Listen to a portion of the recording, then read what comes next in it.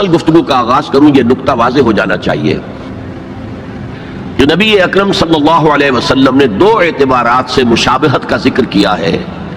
موجودہ امت مسلمہ یعنی ہم امت محمد صلی اللہ علیہ وسلم اور سابقہ امت مسلمہ یعنی بنی اسرائیل. اما بعد فقد قال اللہ تبارک و تعالی کما ورد فی سورۃ بنی اسرائیل اور سورۃ الاسراء. معزز حاضرین اور محترم خواتین، السلام علیکم ورحمۃ اللہ وبرکاتہ. میری آج کی گفتگو کا عنوان امت مسلمہ کا ماضی، حال اور مستقبل. تو میں اس بات کو آپ کے سامنے عرض کرنے میں کوئی باک محسوس نہیں کرتا کہ اصل میں یہ مضمون مجھ پر کھلا ہے نبی اکرم صلی اللہ علیہ وسلم کی ایک حدیث کے ذریعے سے. گویا کہ وہ میرے لیے کلید بن گئی، اس خزانے کو کھولنے کے لیے چابی کا کام دیا. وہ حدیث ہے عبداللہ ابن عمرو بن العاص رضی اللہ تعالی عنہما سے کہ حضور صلی اللہ علیہ وسلم نے فرمایا میری امت پر بھی وہ تمام حالات وارد ہو کر رہیں گے جو بنی اسرائیل پر آئے، بالکل ایسے ہی جیسے کہ ایک جوڑے کی دو جوتیاں ایک دوسرے کے مشابہ ہوتی. اس حدیث نے ایک دم میرے لیے امت مسلمہ کے ماضی، حال اور مستقبل کو سمجھنا ممکن بنا دیا اور اس سمندر کو کوزے میں بند کرنے کا امکان مجھے نظر آیا. چنانچہ سن 74 کے رمضان مبارک میں میں نے ایک مقالہ لکھا حالت اعتکاف میں. وہ پھر بعد میں میثاق میں شائع ہوا، پھر کتابی شکل میں، کتابچے کی شکل میں شائع ہوا، انگریزی ترجمہ بھی شائع ہوا. آج میں اس موضوع پر آپ سے مخاطب ہوں. اس سے پہلے کہ میں اصل گفتگو کا آغاز کروں یہ نقطہ واضح ہو جانا چاہیے کہ نبی اکرم صلی اللہ علیہ وسلم نے دو اعتبارات سے مشابہت کا ذکر کیا ہے. موجودہ امت مسلمہ یعنی ہم امت محمد صلی اللہ علیہ وسلم اور سابقہ امت مسلمہ یعنی بنی اسرائیل. آپ میں سے بہت سے حضرات کے لیے تو بنی اسرائیل کے لیے یہ اصطلاح ہی بہت عجیب سی محسوس ہو رہی ہوگی.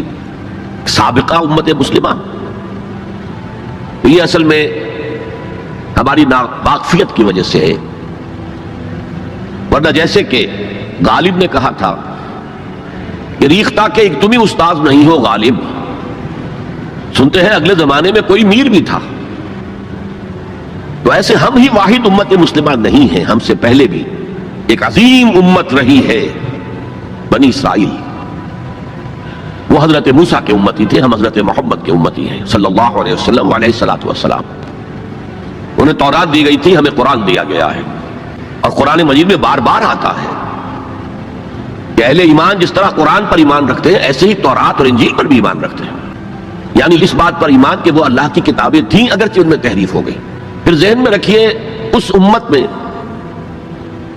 3 کتابیں نازل ہوئی ہیں، تورات، زبور اور انجیل. اس کے علاوہ بہت سے نبیوں کے صحیفے، اولڈ ٹیسٹمنٹ جو ہے عہد نامہ قدیم، کتنے انبیاء کے صحیفے اس میں شامل. یہ بھی نوٹ کیجئے کہ یہ وہ امت ہے جس کے لیے قرآن میں 4 مرتبہ آیا ہے کہ ہم نے انہیں تمام جہان والوں پر فضیلت دی تھی. 2 مرتبہ تو صرف سورہ بقرہ میں میں نے ہی انہی الفاظ میں آیت وارد ہوئی ہے، 6 رکوع کے شروع میں اور 15ویں رکوع کے شروع میں. یا بنی اسرائیل اذکروا نعمتی التی انعمت علیکم وانی فضلتکم علی العالمین. اے بنی اسرائیل یاد کرو میرے انعام و اکرام و احسان کو جو میں نے تم پر کیا اور میں نے تمہیں تمام جہان والوں پر فضیلت دی. پھر جب سے یہ ایک امت کی شکل میں آئے، اس سے پہلے وہ ایک قوم تھے بنی اسرائیل، 12 قبیلے جو حضرت یعقوب علیہ السلام کے 12 بیٹوں سے چلے. قوم تھے وہ، امت نہیں تھے. امت تب بنے ہیں جب حضرت موسیٰ علیہ السلام کو تورات دی گئی. اس وقت سے لے کر 1400 برس ایسے گزرے ہیں اس امت میں کہ کوئی ایک لمحہ بھی نہیں تھا کہ کوئی نبی موجود نہ ہو. یہ جو چین ہے مسلسل انبیاء کی، آغاز بھی 2 رسولوں سے ہوا، موسیٰ اور ہارون علیہ السلام. اختتام بھی 2 پر ہوا، عیسیٰ اور یحییٰ علیہ السلام. اور دونوں کے درمیان سمجھیے کہ ڈور بندھی ہوئی ہے کہ اس میں کہیں کوئی رکھنا نہیں. بخاری شریف میں روایت ہے حضور کی صلی اللہ علیہ وسلم، کانت بنو اسرائیل تسوسهم الانبیاء کلما ہلک نبی خلفہ نبی. بنی اسرائیل کی سیاست ان کے انتظامی معاملات انبیاء کے ہاتھ میں ہوتے تھے. جیسے ہی کوئی نبی فوت ہوتا تھا کوئی اور نبی اس کا خلیفہ بن جاتا تھا. جیسے حضرت داؤد، حضرت سلیمان، یہ دو مثالیں تو ہر انسان کو معلوم ہیں. بہرحال اس امت اور موجودہ امت مسلمہ امت محمد صلی اللہ علیہ وسلم میں مشابہتیں دو اعتبارات سے بیان کی گئی. ایک اس اعتبار سے مسلمانوں تم میں بھی وہ ساری گمراہیاں پیدا ہوں گی جو سابقہ امت میں پیدا ہوئی. لَتَتَّبِعُنَّ سُنَنَ مَنْ كَانَ قَبْلَكُمْ، تم لازماً پیروی کرو گے ان کے طور طریقوں کی کہ جو تم سے پہلے تھے.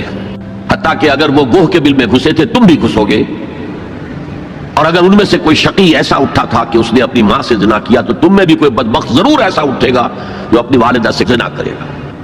تو یہ تو ہے گمراہیوں کا معاملہ، امت کے اندر پیدا ہونے والی اعتقادی اور عملی گمراہیاں. چنانچہ اس کے ضمن میں جو 10 رکوعوں پر مشتمل فرد جرم عائد کی گئی ہے بنی اسرائیل پر سورہ بقرہ میں، 5ویں رکوع سے شروع ہوتی ہے بات اور 15ویں رکوع کے آغاز تک چلتی ہے. اس میں در حقیقت ہم اپنی موجودہ کیفیت کا اس آئینے میں مشاہدہ کر سکتے ہیں. وہ ساری اعتقادی اور عملی گمراہیاں ہمارے اندر پیدا ہوئی. ہم تو بخشے بخشائے ہیں، سیغفر لنا، ہم تو اللہ کے محبوب اور چہیتے ہیں، ہمیں تو آگ جہنم کی چھوئے ہی کہ نہیں، چھوئے گی تو گنتی کے چند دن. پھر دین کے اندر تفریق، کچھ احکام ماننے کچھ نہ ماننے، جس کا میں حوالہ اس سے پہلے دے چکا ہوں. افتؤمنون ببعض الکتاب وتکفرون ببعض. پھر یہ کہ دین کے ظاہر کے اوپر ہی اپنی ساری توجہ جو ہے مرکوز کر دینا، باطنی اس کی حقیقت اور باطنی روح سے صرف نظر کر لینا، ظاہری چیزوں میں بال کی کھال اتارنا اور چھوٹی چھوٹی چیزوں پر کفر کے فتوے لگا دینا. جیسے کہ حضرت مسیح نے کہا تھا کہ تم مچھر چھانتے رہ جاتے ہو اور سموچے اونٹ نکل جاتے ہو. رفع یدین پر تو ہو رہا ہے من دیگرم تو دیگری، تم اور ہو میں اور ہوں، اور سودی کاروبار میں بھی کر رہا ہوں وہ بھی کر رہا ہے، کوئی پرواہ نہیں. تو ایک پہلو تو یہ ہے، اور وہ بھی ہمارے لیے بہت توجہ طلب ہے کہ ان آیات کو پڑھتے ہوئے ہم اپنا جائزہ لیتے رہیں کہ اصل میں ان آیات میں سورہ بقرہ کے 10 رکوعوں میں اللہ تعالیٰ نے پیش کی ایک آئینہ ہمارے سامنے رکھ دیا کہ اس اعتبار سے تمہارے اندر بھی گمراہیاں پیدا ہو کر رہیں گی، تاکہ جن کو بھی اللہ توفیق دے وہ اس آئینے میں اپنی تصویر دیکھ کر اپنی اصلاح کی طرف متوجہ ہو جائیں. دوسرا، اس حدیث میں حضور نے فرمایا کہ جو حالات ان پر وارد ہوئے تھے، ایک ہے ان کی اپنی اعتقادی اور عملی گمراہیاں، ایک ہے جو حالات ان پر واقع ہوئے تھے، وہی حالات امت محمد صلی اللہ علیہ وسلم پر بھی واقع ہوں گے. اور اس ضمن میں جو آپ نے تشبیہ دی ہے اس سے زیادہ فصاحت و بلاغت پر مبنی تمثیل یا تشبیہ ممکن نہیں. جیسے ایک جوتی کے 2 جوتے، ایک جوڑے کے 2 جوتے، اگر آپ ان کو زمین پر رکھا ہوا دیکھیں گے تو فرق نظر آئے گا، ایک کا پنجہ یوں ہے ایک کا پنجہ یوں ہے، فرق ہے. ان کے تلوے ملا دیجئے تو بال برابر فرق نہیں. تو ویسے تو ظاہر بات ہے ان دونوں امتوں کی تاریخ میں 2000 سال کا فصل ہے، نصف صدی کا قصہ ہے، 2-4 برس کی بات نہیں. تو ایگزیکٹلی تو وہ حالات نہیں ہو سکتے، لیکن یہ کہ اگر آپ تھرو دی لائنز ریڈ کر سکتے ہو بین السطور، تو واقعہ یہ ہے کہ بالکل کاربن کاپی ہے، جو کچھ ان پر بیتا وہی ہم پر بیتا. اور جیسا کہ میں نے عرض کیا اسی حدیث کی روح سے، اور پھر یہ آیات جو آج تلاوت بھی کی گئی، جن کی قرات کی گئی، جن کا ترجمہ آپ کو جناب منظور شیخ صاحب نے بھی سنا دیا، میں بھی کچھ ترجمہ کروں گا. ان آیات پر جب میں نے غور کیا، اس حدیث کی روح سے ان چند آیات میں جو خزانہ تھا، صندوق تھا، اس کا اسے کھولا، تو جو بات سامنے آئی ہے وہ آج آپ کے سامنے رکھ رہا ہوں. دوسری بات جو میں چاہتا ہوں کہ واضح ہو جائے وہ یہ ہے کہ میرا موضوع ہے امت کا ماضی، حال اور مستقبل. اسلام کا ماضی، حال اور مستقبل یہ دوسرا موضوع ہے، ان دونوں کو ایک شے نہ سمجھیے. اسلام کا عروج حضور کے اور خلافت راشدہ کے دور میں ہوا، اور خلافت راشدہ کے اختتام کے ساتھ اس کا زوال شروع ہو گیا. وہ زوال تقریباً 1400 برس تک مسلسل مسلسل مسلسل مسلسل مسلسل جاری رہا. ہاں اب وہ وقت آنے والا ہے کہ پھر اس کا ایک عروج ہوگا، لیکن امت کا معاملہ اس کے برعکس ہے. امت ایک مرتبہ اٹھی، پھر گری، پھر اٹھی، پھر گری. اور بنی اسرائیل کے لیے انہی 4 ادوار کا تذکرہ ہے جو ان آیات میں ہے. ہم نے یہ فیصلہ سنا دیا تھا، پیش کی بنی اسرائیل کو، وَقَضَيْنَا إِلَىٰ بَنِي إِسْرَائِيلَ فِي الْكِتَابِ، اپنی کتاب میں، تورات میں، لَتُفْسِدُنَّ فِي الْأَرْضِ مَرَّتَيْنِ، تم 2 مرتبہ زمین میں بڑا فساد بچاؤ گے. وَلَتَعْلُنَّ عُلُوًّا كَبِيرًا، اور سرکشی کرو گے، بہت اونچی سرکشی، بہت بڑی سرکشی۔ اب یہاں پر حذف سمجھیے، محذوف سمجھیے، انڈرسٹوڈ سمجھیے کہ جب یہ وقت آئیں گے تو تم پر ہمارے عذاب کے شدید کوڑے پڑیں گے، اس لیے کہ آگے جو لفظ وعدہ آ رہا ہے فَإِذَا جَاءَ وَعْدُ أُولَاهُمَا، تو وعدہ تو عذاب کا تھا، اصل میں یہ تو خبر تھی، صرف یہ وعدہ نہیں تھا کہ تم 2 مرتبہ اپنی تاریخ کے دوران بہت شدید سرکشی کرو گے، اللہ کے خلاف، اللہ کے دین کے خلاف، اللہ کی شریعت کے خلاف بہت فساد بچاؤ گے۔ اور یہاں جیسا کہ میں نے عرض کیا، اب امپلائڈ سمجھیے، اور اس پر ہمارے عذاب کے شدید کوڑے تم پر برسیں گے۔ فَإِذَا جَاءَ وَعْدُ أُولَاهُمَا، تو جب ان 2 وعدوں میں سے پہلے وعدے کا وقت آیا، یعنی عذاب کا وعدہ جو ہم نے تم سے کیا تھا، جو وعید دی تھی تمہیں، بَعَثْنَا عَلَيْكُمْ عِبَادًا لَنَا أُولِي بَأْسٍ شَدِيدٍ، ہم چڑھا لائے تم پر اپنے وہ بندے جو بہت جنگجو تھے، بہت وحشی تھے، بہت فوجی قوت کے حامل تھے۔ فَجَاسُوا خِلَالَ الدِّيَارِ، وہ تمہاری آبادیوں میں گھس گئے اور پھیل گئے۔ وَكَانَ وَعْدًا مَفْعُولًا، اور وہ وعدہ جو ہے پورا ہو کر رہا۔ اس سے واضح ہو گیا وعدہ عذاب کا تھا۔ ظاہر بات ہے کہ اس پہلے زوال سے یا پہلے سرکشی سے، اس سے قبل یقیناً کوئی دور اچھا تھا جس کے بعد یہ زوال آیا ہے۔ وہ دور ہے جو ان کی خلافت راشدہ سے تعبیر کیا جا سکتا ہے، حضرت طالوت، حضرت داؤد، حضرت سلیمان علیہ السلام کا دور، تقریباً 100 برس۔ یہ بعد میں تفصیل سے ذرا میں عرض کروں گا، اس لیے کہ ہمیں سابقہ امت مسلمہ کی تاریخ جو ہے اس کا بھی خاکہ ذہن میں رکھنا چاہیے، اس لیے کہ مستقبل میں اصل جو پیچ پڑنے والا ہے، جیسے پتنگوں کا پیچ پڑتا ہے، وہ انہی 2 امتوں کے مابین ہے بنیادی طور پر، اور اس کے پس منظر کو سمجھنے کے لیے دونوں کی تاریخ کا ایک خاکہ ذہن میں ہونا چاہیے۔ پھر فرمایا ثم رددنا لکم الکرۃ علیہم، پھر ہم نے لوٹا دی تمہاری باری ان پر، وَأَمْدَدْنَاكُمْ بِأَمْوَالٍ وَبَنِينَ، اور ہم نے تمہاری مدد کی مالوں کے ساتھ، اموال کے ساتھ اور بیٹوں کے ساتھ، وَجَعَلْنَاكُمْ أَكْثَرَ نَفِيرًا، اور تمہاری تعداد تو وہ پہلے دور عروج کے مقابلے میں بھی زیادہ ہو گئی۔ ان احسنتم، اگر تم نے کوئی بھلائی کمائی، احسنتم لانفسکم، تو تم نے اپنے لیے کمائی، وَإِنْ أَسَأْتُمْ، اگر تم نے برائی کمائی، فَلَهَا، وہ بھی تمہارے اپنے نفس کے لیے ہے، اپنی جانوں کے لیے ہے۔ فَإِذَا جَاءَ وَعْدُ الْآخِرَةِ، پھر جب آیا دوسرے وعدے کا وقت، يَسُوءُ وُجُوهَكُمْ، پھر دیکھیے وہ الفاظ یہاں محذوف مانیے، بَعَثْنَا عَلَيْكُمْ عِبَادًا لَنَا أُولِي بَأْسٍ شَدِيدٍ، پھر ہم نے تم پر اپنے ایسے بندے مسلط کر دیے اور ایسے بندوں کو تم پر چڑھا لائے جو بڑے جنگجو تھے، بڑی قوت رکھنے والے تھے۔ تو یہاں اب اس کے بعد پڑھیے لِيَسُوءُ وُجُوهَكُمْ، تاکہ وہ تمہارے حلیے بگاڑ دیں، تمہارے چہرے بدل ڈالے، یہ تو لفظی ترجمہ یہی ہونا چاہیے، لیکن باب محاورہ کیا ہوگا؟ تمہارا حلیہ بگاڑ دیں۔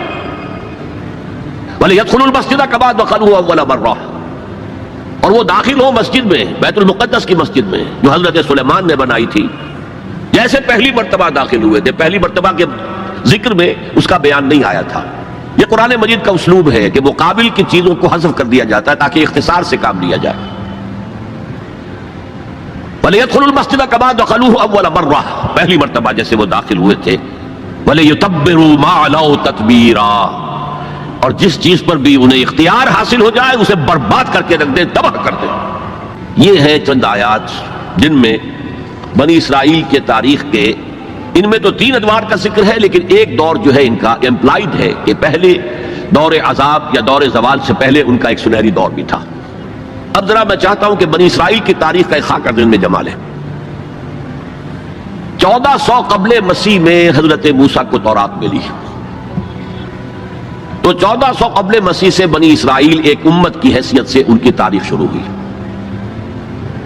حضرت موسیٰ کے زمانے میں جب تورات حاصل کرنے کے بعد پھر آپ آگے بڑھے فلسطین کی طرف، اور آپ نے بنی اسرائیل سے کہا کہ اب داخل ہو جاؤ اور جنگ کرو، جو لوگ یہاں ہیں انہیں یہاں سے نکالو، مشرکین ہیں، نہایت گمراہ قومیں یہاں آباد ہیں، یہاں سے نکالو، تاکہ یہ سرزمین جہاں تمہارے جد امجد ابراہیم رہتے تھے، یہ سرزمین جہاں تمہارے جد امجد اسحاق رہتے تھے، حضرت یعقوب رہتے تھے، اور جہاں سے وہ ہجرت کر کے مصر تشریف لے گئے تھے، تم دوبارہ وہ زمین حاصل کر لو۔ لیکن انہوں نے جنگ سے صاف انکار کر دیا۔ فَاذْهَبْ أَنْتَ وَرَبُّكَ فَقَاتِلَا إِنَّا هَاهُنَا قَاعِدُونَ، اے موسیٰ جاؤ، تم جاؤ، تمہارا رب جائے، تم جا کے جنگ کرو، وہ تو بڑے بڑے قبیل جسہ لوگ ہیں، بڑے خوخار لوگ ہیں، ہم ان سے جنگ کرنے کی پوزیشن میں نہیں ہیں، ہم تو یہاں بیٹھے ہیں۔ حضرت موسیٰ پر اس قدر شدید بیزاری طاری ہوئی، آپ نے اللہ کی جناب میں دعا کی، رب انی لا املک الا نفسی و اخی، پروردگار مجھے تو اختیار ہے تو اپنی جان پر اور اپنے بھائی ہارون کی جان پر۔ اور یہ پوری قوم انکار کیے بیٹھی ہے۔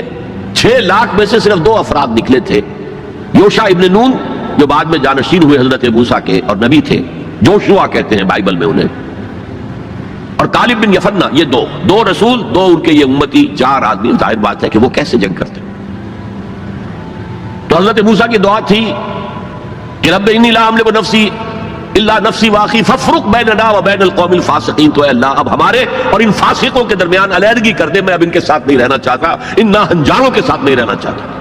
اللہ نے فرمایا نہیں موسیٰ، رہنا تو ہوگا تمہیں انہی کے ساتھ، البتہ انہیں ہم یہ سزا دے رہے ہیں کہ 40 برس تک یہ ارض مقدس اب ان پر حرام ہو گئی، اسی صحرائے سینا میں بھٹکتے پھریں گے، یتیہون فی الارض، اسی سے اس سینا کے صحرا کو صحرائے تیر کہا جاتا ہے، یتیہون فی الارض۔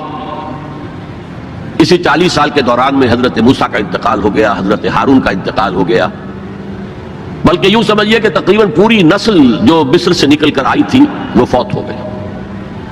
اب ایک نئی نسل پیدا ہوئی صحرا میں، جو غلامی کا داغ اٹھائے ہوئے نہیں تھی، صحرا کی وسعتوں میں پیدا ہوئے، جیسے کہ اقبال کہتا ہے فطرت کے مقاصد کی کرتا ہے نگہبانی، یا بندہ صحرائی یا مرد کوہستانی۔ شہری لوگوں کے اندر تو طرح طرح کی کمزوریاں آ جاتی ہیں، اخلاقی اعتبار سے بھی، بڑے بڑے شہر ان کے اندر جو بھی خرابیاں آتی ہیں وہ سب کو معلوم ہے۔ تو فطرت کے مقاصد کی کرتا ہے نگہبانی، یا بندہ صحرائی یا مرد کوہستانی۔ تو صحرا میں جو نسل پیدا ہوئی اب 40 سالوں میں اور وہ جوان ہو گئی، اس نے پھر جوشوا یعنی حضرت یوشع ابن نون کی سرکردگی میں جہاد کیا، قتال کیا۔ جیریکو، اریحا اس کا نام تھا، آج کل آپ پڑھتے ہوں گے اخبارات میں، وہ اسرائیل میں اور جو فلسطین کے شہروں میں جیریکو ایک مشہور شہر ہے، سب سے پہلے وہ فتح کیا، اس کے بعد پورا فلسطین فتح کر لیا۔ غلطی یہ کی کہ کوئی ایک مرکزی حکومت قائم نہیں کی، 12 قبیلوں نے 12 چھوٹی چھوٹی ریاستیں بنا لی۔ اب 12 ریاستیں ہوں گی تو آپس میں کھٹ پٹ بھی ہوگی، اختلافات بھی ہوں گے، جیسے ہمارے دور زوال میں ہندوستان میں جب مغلیہ سلطنت کا جو کنٹرول تھا وہ ڈھیلا پڑ گیا، تو اب ہر جگہ پر راجے ہیں، مہاراجے ہیں، نواب ہیں، لوکل لوگ کھڑے ہو گئے اور ان پر کوئی کنٹرول اب مرکز کا نہیں رہا۔ پھر وہ آپس میں لڑتے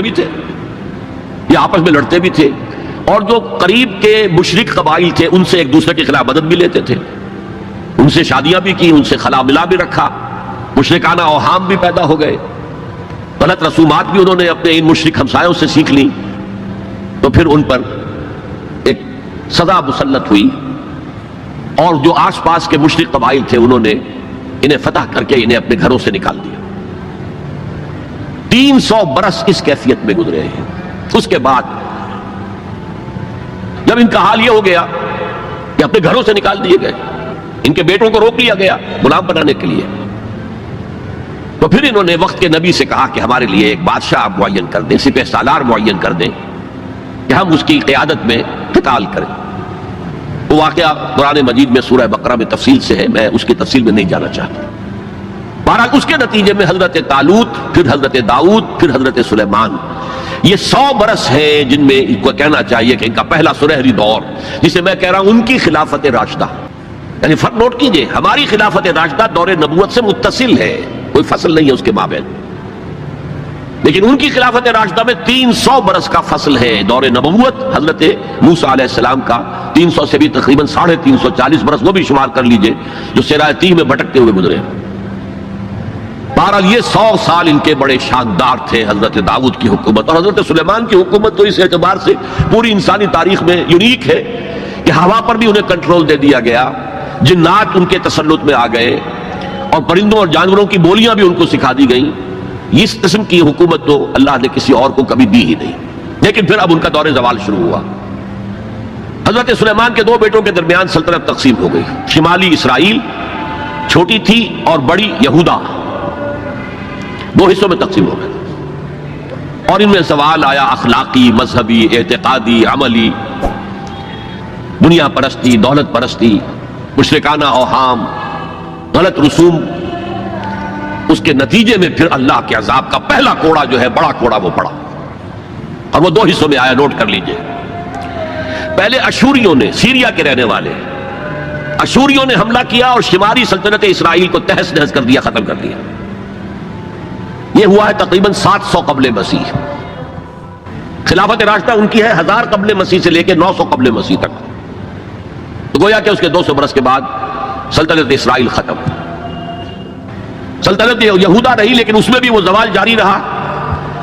تو تقریباً 125 سال کے بعد نیبوکڈنیزر کا جو حملہ آیا ہے، king of Babylonia, the Chaldean emperor, یہ علاقہ کلدانیہ کہلاتا ہے، اور یہی تو حضرت ابراہیم کا مولد ہے، جہاں ان کی ولادت ہوئی ہے، شہر ار، وہ اسی عراق میں ہے۔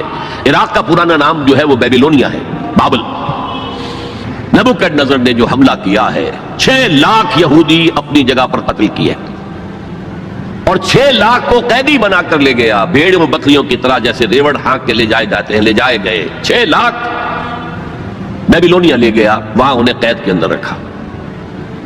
یہ ان کا پہلا بہت ہی بڑا جو ہے اللہ کے عذاب کا دور تھا۔ اس میں اس نے یروشلم کی اینٹ سے اینٹ بجا دی، کوئی ایک انسان وہاں زندہ باقی نہیں رہنے دیا، اور حضرت سلیمان کی بنائی ہوئی مسجد کو اس نے مسمار کر دیا، اور اس میں 2 اینٹیں بھی سلامت نہیں رہی۔ قرآن میں جو سورہ بقرہ میں ذکر ہے، او کالذی مر علی قریۃ وہی خاویۃ علی عروشہا، یہ واقعہ حضرت عزیر علیہ السلام کا۔ وہ جب آئے، انہوں نے دیکھا یہ یروشلم کا یہ حال ہو گیا ہے، تو انہوں نے وہ الفاظ کہے، انا یحیی ھذہ اللہ بعد موتہا، یہ شہر جو اس طرح مر گیا، ختم ہو گیا، ایک متنفس زندہ نہیں، 2 اینٹیں سلامت نہیں، اللہ کیسے اس شہر کو دوبارہ آباد کرے گا؟ تو اللہ نے فاماتہ اللہ 100 عام، 100 سال کے لیے موت طاری کر دی۔ وہ واقعہ آپ نے پڑھا ہوگا، میں اس میں اب تفصیل میں نہیں جا سکتا۔ بہرحال اس کے 100 برس کے بعد تقریباً اب تاریخ نے ایک اور کروٹ لی۔ یہ فلسطین کے مشرق میں عراق، عراق کے مشرق میں ایران۔ ایران میں ایک زبردست شہنشاہ جو ہے وہ سامنے آیا، کیخورس یا سائرس، جسے ذوالقرنین بھی کہتے، 2 سینگوں والا، اس لیے کہ اس نے 2 ملکوں کو جوڑ کر ایک سلطنت بنائی تھی، پارس اور مادہ، ان دونوں کو جوڑ کر ایک سلطنت بنائی، عظیم ایرانی سلطنت، جس کا 2500 سالہ جشن منایا تھا۔ وہ جو شہنشاہ ایران تھا، جو خواب دیکھ رہا تھا اسی اپنے دور کو واپس لانے کا، سائرس جو ہے، اس نے حملہ کیا بیبیلونیا پر اور ان کی حکومت ختم کی۔ نیبوکڈنیزر کے جو بھی وہاں اس وقت وارث تھے، اور یہودیوں کو اجازت دے دی کہ اب تم جاؤ، جا سکتے ہو، جا کر اپنا معبد بھی دوبارہ تعمیر کر سکتے ہو۔ اس نے مدد بھی کی، اس کے جانشینوں نے بھی مدد کی، ساز و سامان بھی جاؤ بناؤ، اور اپنی سلطنت میں دوبارہ آباد ہو جاؤ۔ اس وقت حضرت عزیر علیہ السلام کی دعوت توبہ، توبہ کی طرح، توبہ کرو، توبہ کرو، توبہ کرو، ریپینٹ ریپینٹ ریپینٹ، اصلاح کرو اپنے اعمال کی، اپنے عقائد کی۔ اور یہ دعوت مفید ہوئی، اور ایک رینائسنس ہو گیا، احیاء ہو گیا بنی اسرائیل کے اندر، مذہبی، روحانی، اخلاقی اعتبار سے ایک احیاء ہو گیا۔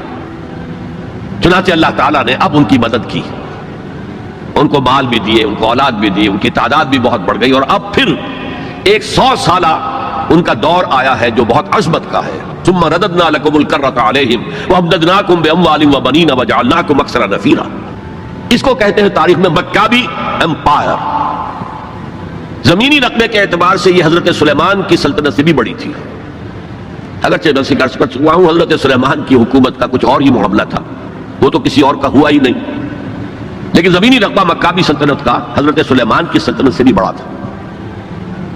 لیکن اس کے بعد پھر وہی ہوا، پھر وہی زوال، پھر اسی طریقے سے مشرکانہ اوہام عقائد کے اندر گھس گئے، بدعات، رسومات نئی سے نئی، اپنے آس پاس کے اڑوس پڑوس کے لوگوں سے چیزیں سیکھ سیکھ کر اپنے اندر داخل کرنا، دنیا پرستی، شہوت پرستی، پھر ان کے اوپر عذاب کے کوڑے برسے۔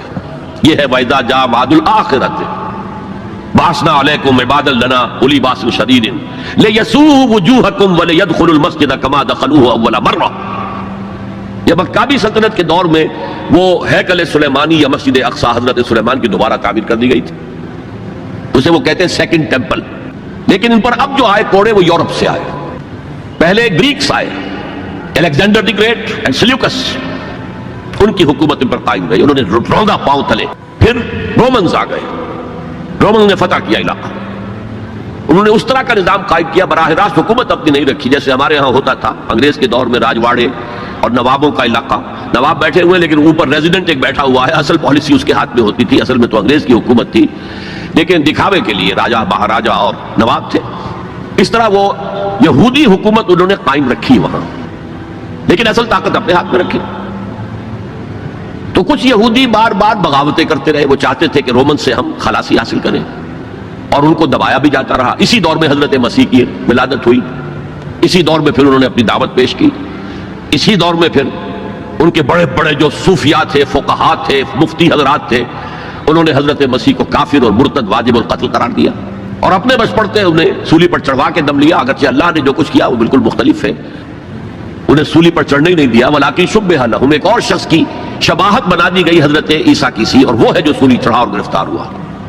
اور انجیل برنباس سے معلوم ہوتا ہے، ہمارے پاس اس کا کوئی سورس نہیں تھی، ہمارے کسی مفسر نے، کسی محدث نے حضور سے بھی نقل نہیں کیا، لہذا ہمیں یہ تو معلوم تھا، یہ تو ہمارا عقیدہ ہے کہ حضرت مسیح سولی نہیں چڑھے، وہ قتل نہیں ہوئے، ما قتلوہ وما صلبوہ ولکن شبہ لہم، لیکن کیسے شبہ کیا، کس کو مشابہ بنایا، کون سولی چڑھا، ہمیں معلوم نہیں تھا۔ یہ تو پوپ کی لائبریری سے نکلی ہے انجیل برنباس، ایونجیلیم برنابے، اس نے واضح کیا ہے کہ جس حواری نے دھوکہ دیا تھا یا غداری کی تھی، اسی کی شکل اللہ نے حضرت عیسیٰ کی سی بنا دی، اور حضرت عیسیٰ کو جب وہ سپاہی پکڑنے کے لیے آئے تو جس کوٹھڑی میں وہ بیٹھے ہوئے تھے، باغ کے اندر وہ پوش تھے، اس کی چھت پھٹی، 4 فرشتے نازل ہوئے اور حضرت عیسیٰ کو لے گئے، اور اس شخص کی شکل حضرت عیسیٰ کی بنا دی گئی، وہ پکڑا گیا اور وہ سولی چڑھا، واللہ اعلم۔ لیکن یہ قرین قیاس ہے بہت۔ بہرحال اس کے بعد بھی ان کا زوال باقی رہا، انہوں نے حضرت عیسیٰ کو تو رد کر دیا، انہیں ولد الزنا قرار دیا، حضرت مریم پر تہمت لگائی، بہتانا عظیمہ قرآن کہتا ہے، مریم پر بہتان عظیم۔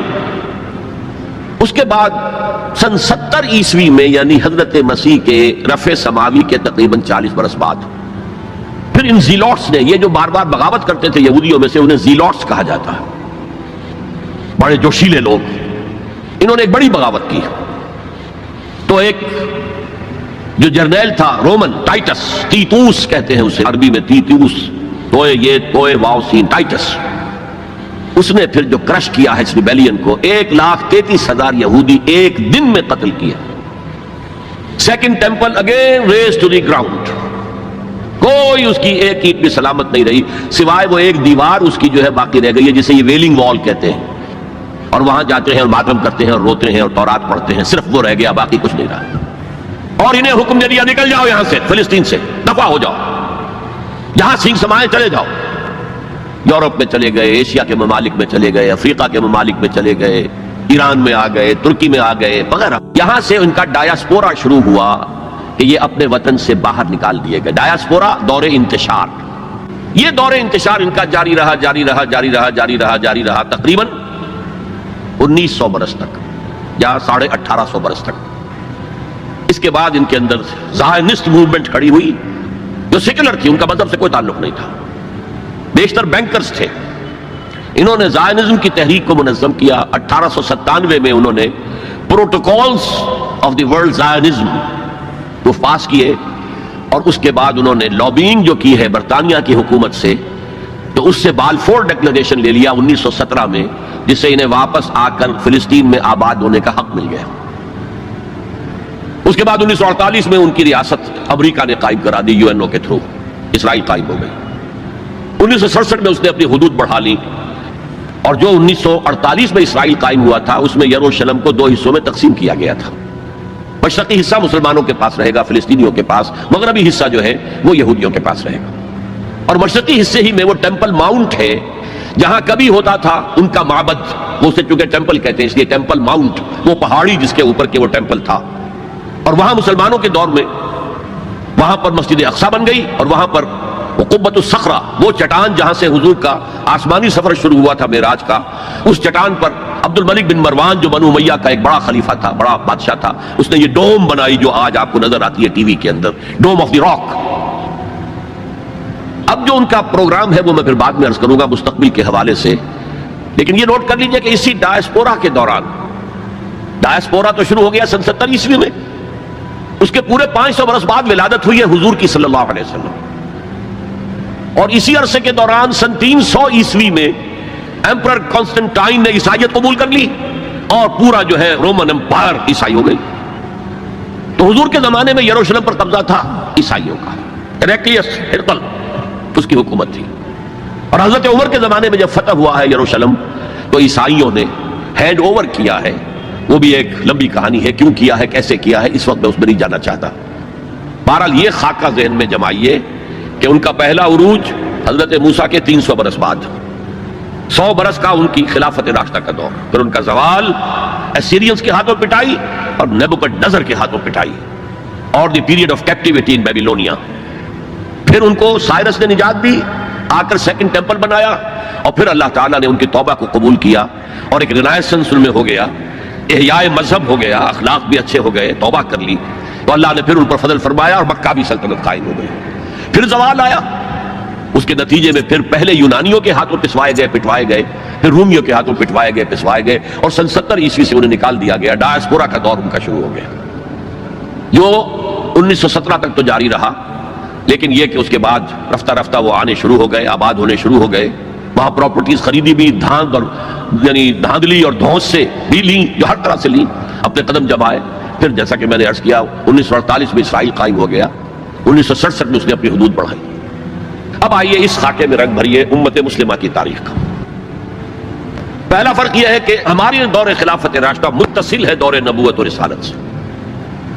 میں وہ حدیث آپ کو اس کا پہلا حصہ سنا چکا ہوں, آج بعد میں مجھے اس کا بقیہ حصہ بھی آپ کو سنانا ہے. حضور نے فرمایا تھا تکون النبوۃ فیکم ما شاء اللہ تکون, اے مسلمانوں نبوت تمہارے مابین موجود رہے گی جب تک اللہ چاہے گا کہ موجود رہے, یعنی میں موجود رہوں گا تمہارے مابین جب تک اللہ چاہے گا. ثم یرفع اللہ اذا شاء یرفع, پھر اللہ اٹھا لے گا نبوت کو, یعنی مجھے, میرا انتقال ہو جائے گا جب اللہ چاہے گا. ثم تکون خلافۃ علی منہاج النبوۃ, پھر خلافت علی منہاج النبوت کا دور آئے گا. فتکون ما شاء اللہ تکون, وہ بھی رہے گا جب تک کہ اللہ چاہے گا کہ رہے. ثم یرفع اللہ اذا شاء یرفع, پھر اللہ اسے بھی اٹھا لے گا جب اللہ چاہے گا. ثم تکون ملکا عاضا, پھر کاٹ کھانے والی ملوکیت کا دور آئے گا. یہاں سے اسلام کا زوال شروع ہو گیا. دور نبوت, دور خلافت راشدہ, مکمل اسلام, کامل اسلام, علی منہاج النبوۃ خلافت, نبوت کے نقش قدم پر خلافت. یہ تھا ہمارا جو اصل ہماری معراج تھی امت مسلمہ کی. لیکن اب کیا ہوا, اسلام کا زوال, جیسے کہ حضور نے فرمایا تھا بدأ الاسلام غریبا وسیعود کما بدأ فطوبی للغرباء. اسلام کا آغاز ہوا تھا کہ وہ اجنبی سی شے تھی, کوئی اس کا پہچاننے والا جاننے والا تھا ہی نہیں. پھر گویا کہ اس میں انڈرسٹوڈ ہے, پھر اسلام کا غلبے کا دور آ گیا. لیکن ان قریب اسلام پھر غریب ہو جائے گا, سیعود, ان قریب لوٹ جائے گا اسلام حالت غربت میں. فطوبی للغرباء, تو مبارکباد ہے ان لوگوں کے لیے جو اسلام کے غریب اور اجنبی ہونے کے دور میں خود اجنبی ہو جائے لیکن اسلام کا دامن ہاتھ سے نہ چھوڑے. لوگ کہیں یہ دقیانوسی ہیں, یہ ملاٹے ہیں, یہ فلاں ہیں, یہ فلاں ہیں, نجات پسند ہیں, فینیٹکس ہیں, جو بھی کہیں سنیں, لیکن یہ ہے کہ اسلام کے دامن سے چمٹے رہے. فطوبی للغرباء, تو اسلام کا تو میں پہلے بھی بتا چکا, اب دوبارہ نوٹ کر لیجئے. خلافت راشدہ کے اختتام سے زوال شروع ہوا اور وہ جاری رہا درجہ بدرجہ. اس کو سمجھانے کے لیے ایک تمثیل ہے. شاہ اسماعیل رحمۃ اللہ علیہ نے شہید کہا ہے کہ اسلامی نظام کے گویا کہ 6 منزلہ عبارت ہے. پہلی منزل فوراً گر گئی, یعنی حکومت کا شورائی نظام ختم ہو کر خاندانی نظام جو ملوکیت کی بنیاد ہوتا ہے وہ شروع ہو گیا. پھر بھی 5 منزلیں انٹیکٹ رہیں. آخر اس شریعت کے مطابق فیصلے ہو رہے تھے, قانون تو شریعت ہی کا تھا, یوں سمجھیے کہ اوپر کا دستور بدل گیا تھا. لیکن پھر ایک وقت آیا کہ وہ منزلیں اور گری, پھر دوسری گری, پھر تیسری گری. پھر ہم پر کولونیلزم کا دور آیا. اب وہ ہمارے قاضی بھی ختم, مفتی بھی ختم, تو اسلام اور سکڑتا چلا گیا. بس نماز, روزہ, حج, زکوٰۃ کر لو, شادی بیاہ کے رسومات اپنی مرضی کے مطابق کر لو, سور نہ کھاؤ, شراب نہ پیو, اتنا اسلام رہ گیا. تو سکڑتا سکڑتا اسلام جہاں تک آ چکا ہے آج وہ آپ کے سامنے ہے. لیکن اسلام کا تو زوال شروع ہو گیا خلافت راشدہ کے بعد, امت کا عروج جاری رہا. یہ پہلا دور عروج 600 برس تک جاری رہا under the leadership of the Arabs. بنو امیہ کا دور, بنو عباس کا دور, ہارون الرشید کا دور, مامون الرشید کا دور. کہ عظیم سلطنت تھی, عظیم مملکت تھی, دنیا کی عظیم ترین اس وقت یہ مملکت کے درجے میں تھی. علوم کا چرچا ہو رہا تھا، فنون کا چرچا ہو رہا تھا، کتابیں ٹرانسلیٹ ہو رہی ہیں، یونانی سے سائنس اور فلسفے کی کتابیں جو ہیں وہ ٹرانسلیٹ کی جا رہی ہیں، ہندوستان سے لیا جا رہا ہے. یہ سب کچھ جو ہے یہ ان کا قومی اعتبار سے، مسلمانوں کے ایک قوم کے اعتبار سے یہ عروج ہے. دور بنو عباس تقریباً 600 برس کا ہے یا 500 برس کا، ان میں سے 200-250 برس ان کے بڑے عروج کے، پوری مملکت ایک تھی، کنٹرول ایک تھا. پھر جیسے ہمارے ہاں سلطنت مغلیہ کہنے کو تو 1857 تک رہی ہے، ظاہر بات ہے کہ وہ اصل جو دور تھا وہ اورنگزیب عالمگیر پر ختم ہو گیا تھا. اس کے بعد تو کھنڈر بتا رہے ہیں عمارت عظیم تھی، عمارت کو گرتے گرتے وقت لگتا ہے. اسی طرح اس کے بعد اس وقت پھر جب اور ان کے ہاں عیاشیاں شروع ہو گئیں، کوہ قاف کا سارا حسن نسوانی لا کر محلوں میں، ہزاروں کی تعداد میں کنیزیں ہیں، ناؤ نوش ہے، رقص و سرود ہے، کیا نہیں تھا جو ہوا ہے. زوال عوام کے اندر بدعات، رسومات، یہ ساری چیزیں ہوئی تو اللہ کے عذاب کے اب کوڑا پڑا، پہلا کوڑا، زبردست کوڑا. جیسے وہاں 2 حصوں میں آیا تھا، کاربن کاپی بتا رہا ہوں آپ کو، حزب النال من نال. پہلے شمال سے آئے کروسیڈرز، صلیبی ہورڈز، انہوں نے میڈیٹرینین کا سارا ساحلی علاقہ تہس نہس کر دیا اور 1099 میں یروشلم بھی فتح کر لیا. اور اتنا خون بہایا ہے، اتنا خون بہایا ہے، وہ خود یہ لکھتے ہیں ان کے ہسٹورینز کہ جب صلیبی داخل ہوئے ہیں ان کے فوجی گھوڑوں کے اوپر سوار ہو کر تو گھوڑوں کے گھٹنوں تک خون کی ندیاں بہ رہی تھیں. اس کے بعد 88 برس تک یہ یروشلم عیسائیوں کے قبضے میں رہا. 88 لانگ ایئرز. کھویا عربوں نے، واپس لینے کی سکت عربوں میں نہیں تھی. عیاشیوں کی وجہ سے وہ کمزور ہو چکے تھے، کھوکھلے ہو چکے تھے. واپس لینے والا کرد تھا، کرد خون، صلاح الدین ایوبی رحمت اللہ علیہ. یہ ہوا 1187 عیسوی میں. 1099 میں قبضہ ہوا، 1187 عیسوی میں واپس لیا. 88 برس تک وہ کروسیڈرز کے قبضے میں رہا. اور اس کے بعد جیسے نبوکڈ آیا تھا مشرق سے، عراق فلسطین کے مشرق میں ہے، تو ہم پر جو طوفان آیا ہے، جو مسلمانوں پر اس وقت عذاب الہی آیا ہے، وہ تاتاریوں کے ہاتھوں. کروڑوں مسلمان قتل ہوئے، لاکھوں کی بات نہیں ہے. بنی اسرائیل کی امت چھوٹی سی امت تھی، یہ امت بہت وسیع تھی. اگر ان کے لاکھوں قتل ہوئے تھے تو ان کے تو کروڑوں ہوئے. خارزم شاہ کی عظیم مملکت، سینٹرل ایشیا کی عظیم ترین سلطنت جو قائم ہوئی ہے تاریخ میں، ختم، تہس نہس. ایسا بھی کیا ہے تاتاری وحشیوں نے کہ ایک آبادی کے تمام انسانوں کو قتل کرنے کے بعد ان کے صرف سر علیحدہ کیے، سریاں، ان کو جمع کر کے ایک پہاڑی کی شکل بنائی. اس پہاڑی پر تخت جما کر ایک وحشی تاتاری سردار نے بیٹھ کر شراب پی. اور مسلمانوں پر دہشت اس درجے تھی کہ اگر 15-20 مسلمان بھی کہیں کوئی تاتاری جو ہے انہیں مل جاتا تھا اکیلا، اور وہ مسلح بھی نہیں، اور وہ کہتا تھا کھڑے رہو یہیں پر، میرے پاس اس وقت تلوار نہیں ہے، میں تلوار لے کر آ کے تم سب کو قتل کروں گا. وہ کھڑے رہتے تھے جیسے کہ بھیڑیں بکریاں کھڑی ہوں، اور وہ آ کر ایک ایک کو قتل کرتا تھا.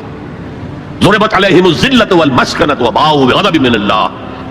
یہ دور انتہائی تاریک دور تھا ہمارا، انتہائی تاریک دور تھا. عالم اسلام کا نقشہ وہی تھا جو حضرت عزیر نے جب دیکھا تھا یروشلم کو تو کہا تھا انا یحیی ھذہ اللہ بعد موتھا.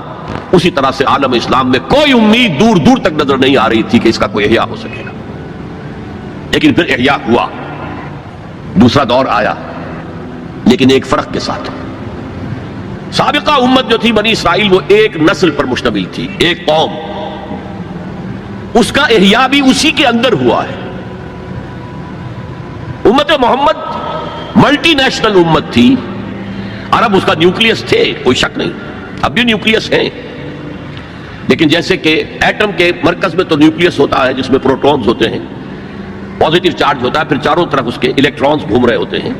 تو اسی طرح ان امیین کے گرد ایرانی آ گئے، شامی آ گئے، رومی آ گئے، تبتی آ گئے، بربر آ گئے، ہندی آ گئے، ترک آ گئے، یہ سب الیکٹرانز کی طرح.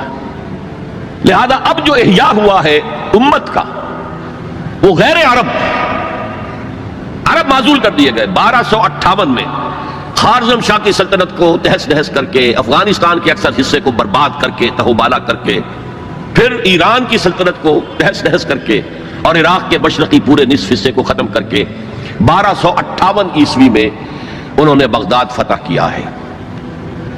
اور آخری خلیفہ بنو عباس کا مستعصم باللہ، اس کو محل سے نکالا ہے، ایک جانور کی کھال میں لپیٹ کر گلی میں ڈال دیا اور گھوڑے دوڑا دیے، کچل دیا، جس پر شیخ سعدی نے کہا تھا آسمان را حق بود در خون بارت بر زمین بر زوال ملک مستعصم امیر المومنین، امیر المومنین مستعصم باللہ کے زوال پر اگر آسمان خون کی بارش کرے تو اسے حق ہے، آسمان را حق بود در خون بارت بر زمین، بارش زمین پر آئے خون کی تو وہ حق ہے اسے، بر زوال ملک مستعصم امیر المومنین، خلیفہ مستعصم باللہ امیر المومنین کے اس انجام پر۔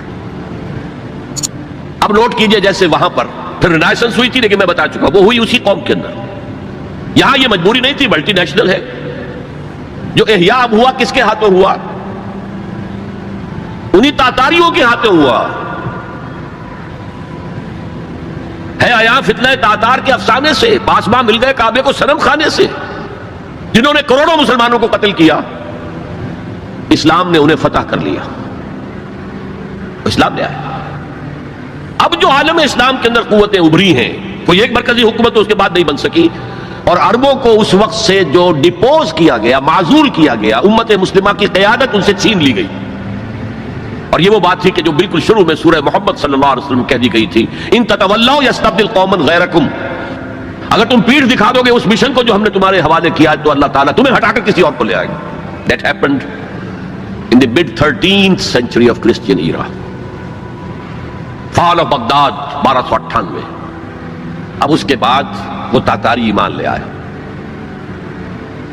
اب تاتاریوں میں سے یہ سب ترک ہیں، ترکش ہوٹس، ترکان تیموری جنہیں ہم مغل کہتے ہیں، ترکان تیموری، انڈیا میں ان کی مملکت عظیم قائم ہوئی۔ ترکان صفوی ایران کے اندر ان کی مملکت قائم ہوئی۔ ترکان عثمانی اناتولیا کے علاقے سے وہ سردار جو تھا ترک سردار عثمان، اس نے آگے بڑھ کر حکومت ایک بنائی ہے، اور وہ جس طرح پھر پھیلی ہے، پورا مشرقی یورپ اس نے فتح کیا ہے۔ ترکوں نے قسطنطنیہ فتح کر کے پھر مشرقی یورپ میں ویانا تک کا جا کر محاصرہ کیا ہے، پورا مغربی ایشیا اس کے تحت آ گیا، پورا شمالی افریقہ اس کے تحت آ گیا۔ جو کبھی گریٹ رومن امپائر ہوتی تھی، بالکل اس پیمانے کی گریٹ آٹومان امپائر دنیا میں قائم ہوئی۔ یہ سلطنت عثمانیہ، اس میں 400 برس تک خلافت بھی رہی۔ خلافت عربوں سے منتقل ہو کر ترکوں کے پاس آ گئی۔ خلافت عثمانیہ جسے ہم کہتے ہیں، اگرچہ وہ ملوکیت تھی، بنو امیہ کا دور بھی ملوکیت کا دور تھا، بنو عباس کا دور بھی ملوکیت کا دور تھا، اور یہ جو خلفائے عثمانی کہلاتے ہیں ترک، یہ بھی ملوکیت کا دور تھا۔ ملکن اعظم، کٹکھنی ملوکیت۔ یہ دور جو ہے یہ کافی طویل رہا ہے، 400 برس تک تو خلافت بھی رہی۔ اس کے بعد پھر زوال آیا، سلطنت عثمانیہ بھی یورپ کا مرد بیمار بن گئی۔ زوال آتا ہے، ہر کمال را زوال ہے۔ جیسے کہ اسپینگلر ایک فلاسفر آف ہسٹری ہے، اور اس نے کہا ہے کہ قوموں کے عروج و زوال کا معاملہ عام انسانوں کے عروج و زوال کے مشابہ ہے۔ انسان پیدا ہوا، جوان ہوا، طاقت میں آیا، قوت میں آیا، جوش ولولہ، پھر ادھیڑ عمر ہوئی، پھر ڈھیلا پڑا، پھر بوڑھا ہوا، پھر مر گیا۔ قومیں اسی طرح ابھرتی ہیں، طاقت پکڑتی ہیں، پورے اپنے شان پر آتی ہیں، جوبن پر آتی ہیں، پھر قومیں ڈھیلی پڑتی ہیں، اور قوموں کے اندر زوال آتا ہے۔ عربوں میں زوال آیا تو اللہ تعالیٰ نے ترکوں کے حوالے کر دیا۔ اب ایک نکتہ نوٹ کیجئے، یہ جو ہمارے دو دور عروج آئے، ان میں سے ایک میں عربوں کے جو زیر قیادت دور تھا، اس میں یورپ میں داخل ہوئے مسلمان عرب اور بربر، جبل الطارق کے ذریعے سے، طارق ابن زیاد کی سرکردگی میں، جو موسیٰ ابن نصیر کے بہت بڑے جرنیل تھے، اور آئیبیرین پیننسلا پورا فتح کر لیا، پورا موجودہ پورچگل اور اسپین پورا کا پورا، پائرنیز کو کراس کیا، سلسلہ کوہ جو ہے جو فرانس کو علیحدہ کرتا ہے اسپین سے، آئیبیرین پیننسلا سے، اور ہارٹ آف فرانس تک پہنچ گئے۔ لیکن وہاں ایک بڑی زبردست شکست دی ایک بہت بڑے فرانسیسی سردار نے۔ یہ 732 کا واقعہ ہے، حضور کے انتقال کے 100 برس بعد۔ 632 میں حضور کا انتقال ہوا، 732 میں بڑی زبردست شکست ہوئی۔ حالانکہ جبکہ یہ سیلاب جا رہا تھا تو عجیب بات ہے جو آپ نے شاید کبھی نہ سنی ہو، انگلینڈ میں شہنشاہ تھا ایمپرر ہوسا، HOSA، وہ ایمان لے آیا. اس نے دیکھا آ رہا ہے یہ سیلاب, میرا بھی ستیہ ناش ہو جائے گا. پورا آئیبیرین پیننسولا ان کے سامنے جو ہے وہ پامال کر چکے ہیں. وہ اسلام لے آیا, اس نے وفد بھیج دیا اسپین میں کہ میں تو اسلام لے آیا.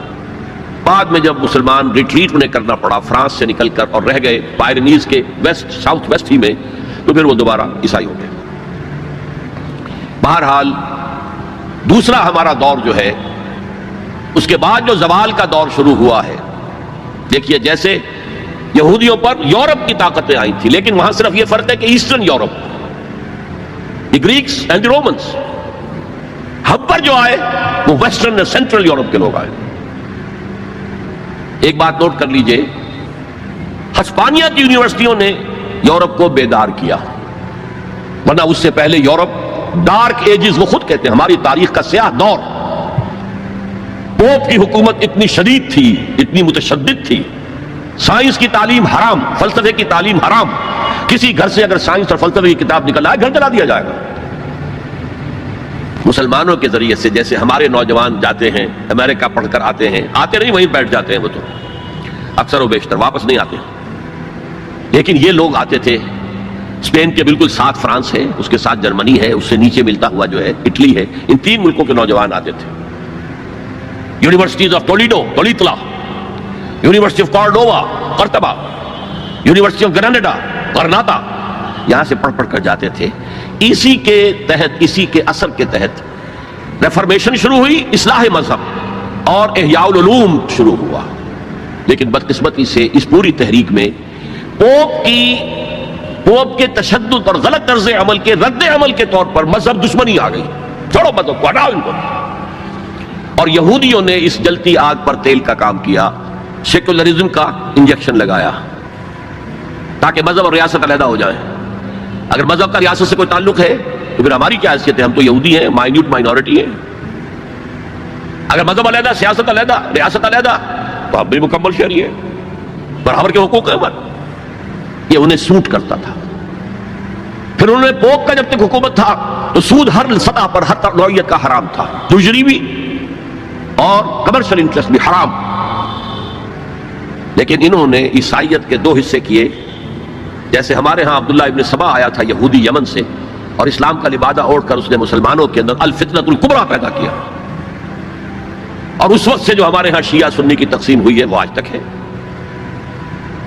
اسی طریقے سے کرسچینٹی کو انہوں نے پھاڑ کر کیتھولسزم اور پروٹیسٹنٹزم کے اندر تقسیم کر دیا, اور پروٹیسٹنٹس جو ہیں ان کو اعلی کار بنایا.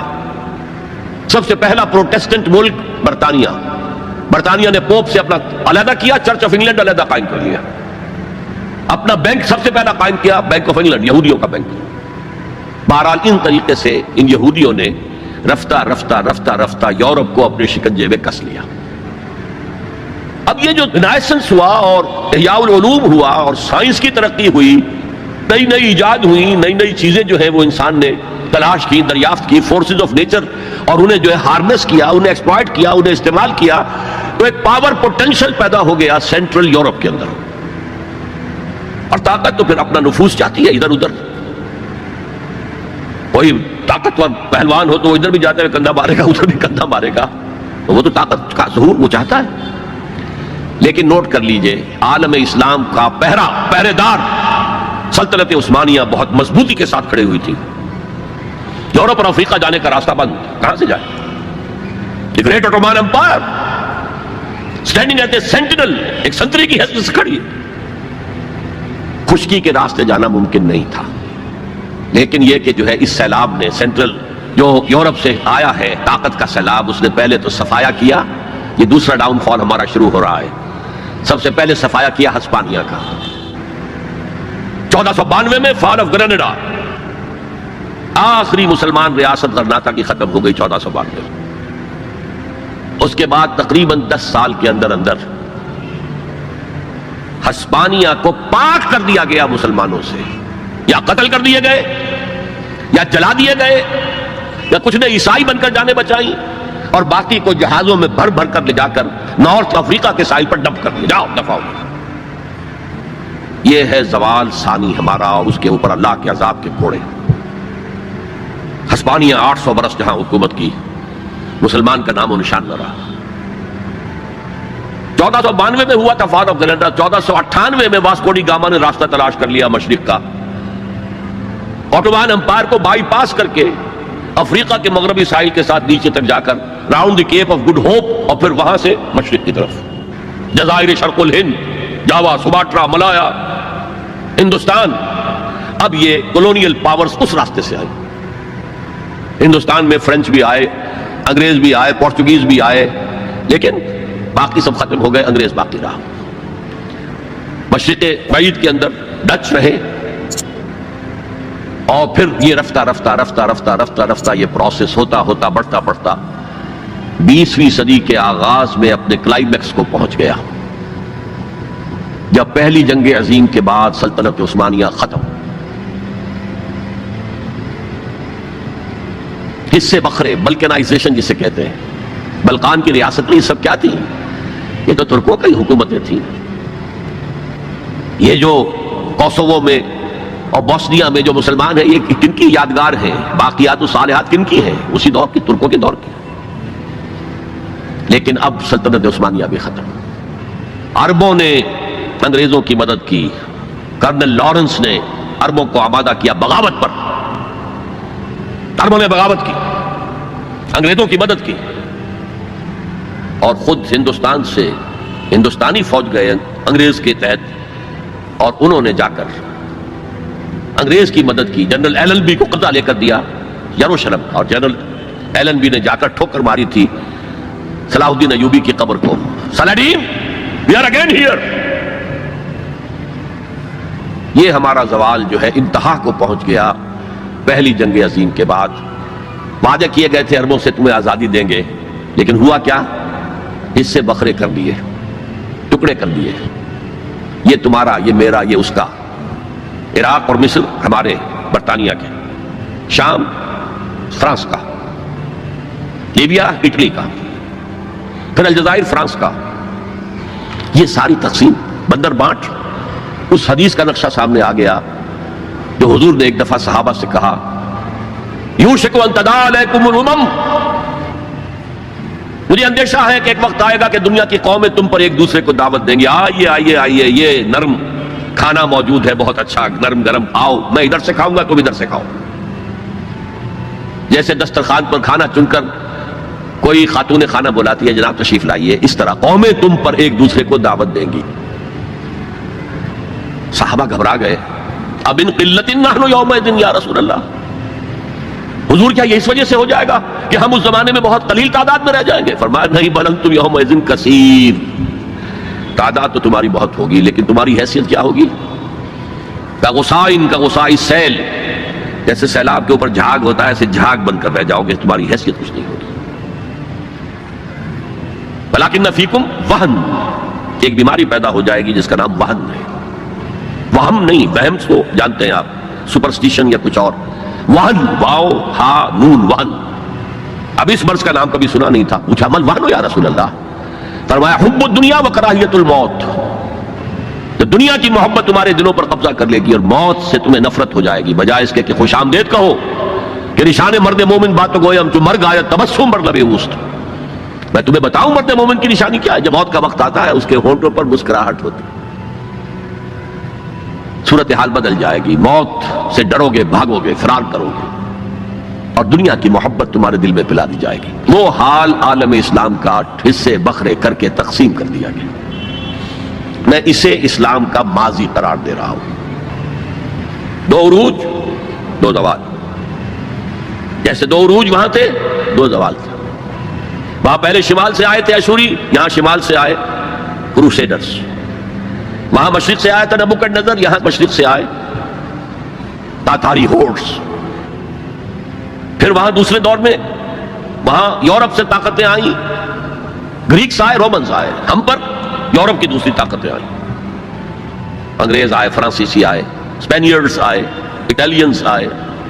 یہ تمام طاقتیں ہیں کہ جنہوں نے کالونائز کیا مسلم ورلڈ کو۔ اب دیکھیے، میں ایک بات عرض کر دوں جو مجھے پہلے کہنی چاہیے تھی، یہ حال کس بلا کا نام ہے یہ معین نہیں ہو سکتا، اس لیے کہ ہر لمحہ ایک لمحے پہلے تو ماضی اور ایک لمحے بعد مستقبل، تو حال کیا ہے؟ حال کسے کہیں گے؟ جیسے آپ نے جیومیٹری میں پڑھا ہوگا، نقطہ کسے کہتے ہیں؟ پوائنٹ جس کی کوئی ڈائمنشن نہ ہو، نہ چوڑائی نہ موٹائی، کچھ نہیں۔ لائن کسے کہتے ہیں؟ جس کی صرف ایک ڈائمنشن ہے، لینتھ ہوگی، اس میں کوئی چوڑائی موٹائی نہیں ہوگی۔ تو یہی معاملہ حال کا ہے۔ ماضی اور مستقبل کے درمیان ایک یوں سمجھیے کہ ایک فرضی سی لائن ہے جسے ہم حال کہتے ہیں، لیکن یہاں امت مسلمہ کے معاملے میں میں پہلی جنگ عظیم پر جبکہ ہمارے زوال کا معاملہ انتہا کو پہنچ گیا، اس کے بعد سے لے کر اب تک کے دور کو میں حال قرار دے رہا ہوں، تقریباً 1 صدی، ابھی 10 سال کم ہے، جس کو میں امت کا حال قرار دے رہا ہوں۔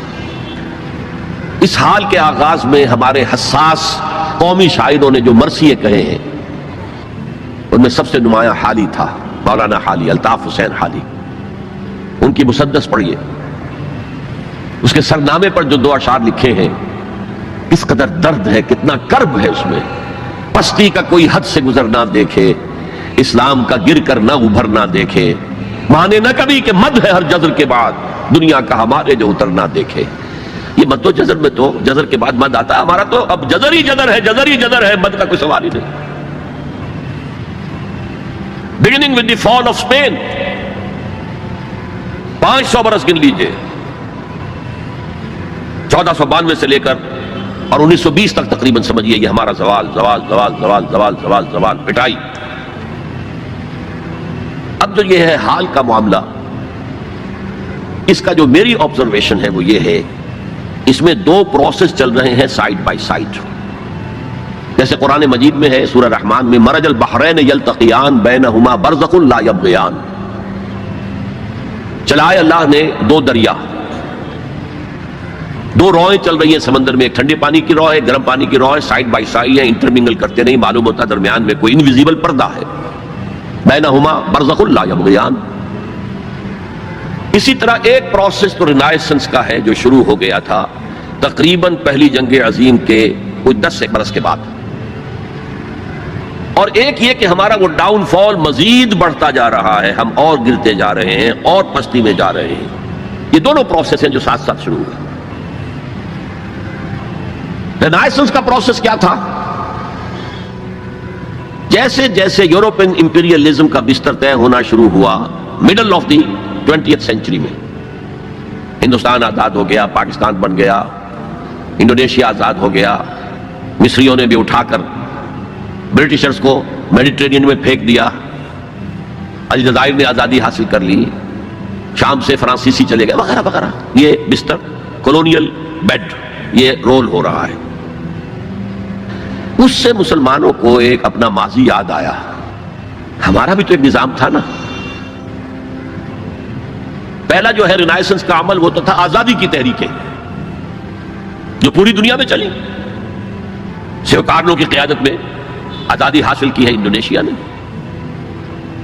گاندھی اور کانگریس کی قیادت میں آزادی حاصل کی سب کانٹیننٹ نے، محمد علی جناح کی قیادت میں ہندوستان کا ایک حصہ انہوں نے اسلام کے نام پر علیحدہ کرا لیا۔ تو آزادی کی تحریکیں جو ہے یہ فرسٹ فیز تھی اس رینائسنس کا، تاکہ آزادی مل گئی۔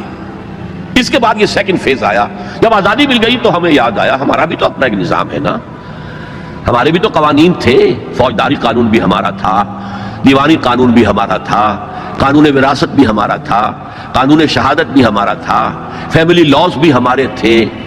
تو ایک ارج پیدا ہوئی کہ اب جب کہ ہم آزاد ہو گئے ہیں اب ہمیں اپنا نظام قائم کرنا چاہیے۔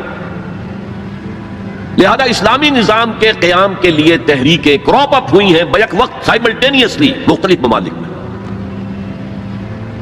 مسجومی party of Indonesia, Jamaat Islami of the Indian سب کانٹیننٹ، فدائین اسلام ان ایران، الاخوان المسلمون ان ایجپٹ، اور ایجپٹ سے شروع ہو کر پورے عرب دنیا کے اندر، عباد الرحمان لبنان میں، سعید نورسی ترکی میں، وغیرہ وغیرہ وغیرہ وغیرہ، یہ تحریکیں ابھری ہیں اور ان کے اندر ایک جذبہ ابھرا ہے اپنے ماضی کی باز یافت، اسلام کو ایک نظام کی حیثیت سے قائم کرنا۔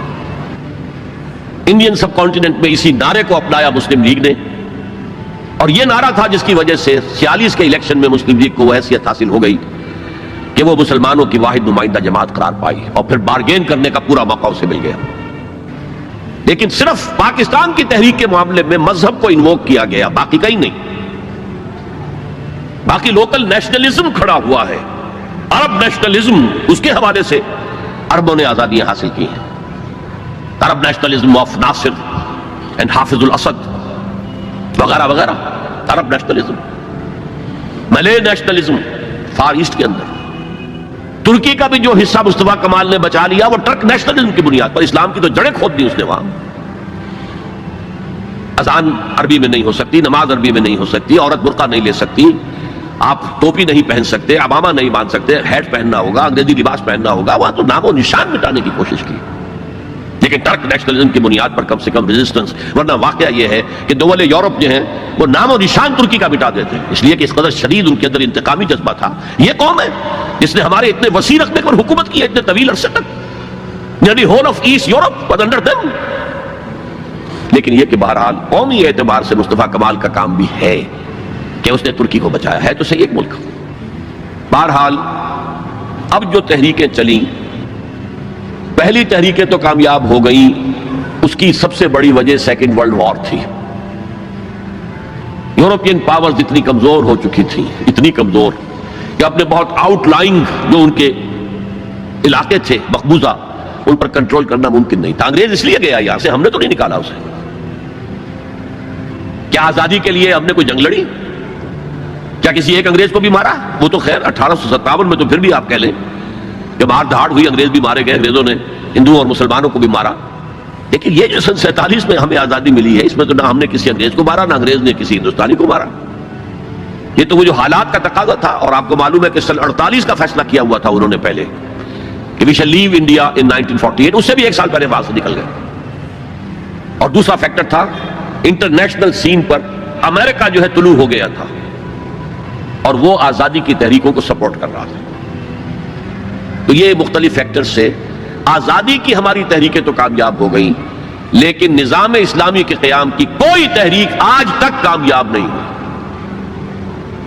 یہ ایک بہت بڑی فیلیور ہے، بہت بڑی فیلیور ہے، بہت بڑی فیلیور ہے، اور یہ ایک بہت بڑا تاریخ کے فلسفے کے اعتبار سے بہت بڑا عقدہ ہے جسے حل کرنا پڑے گا۔ ایسا کیوں ہوا ہے؟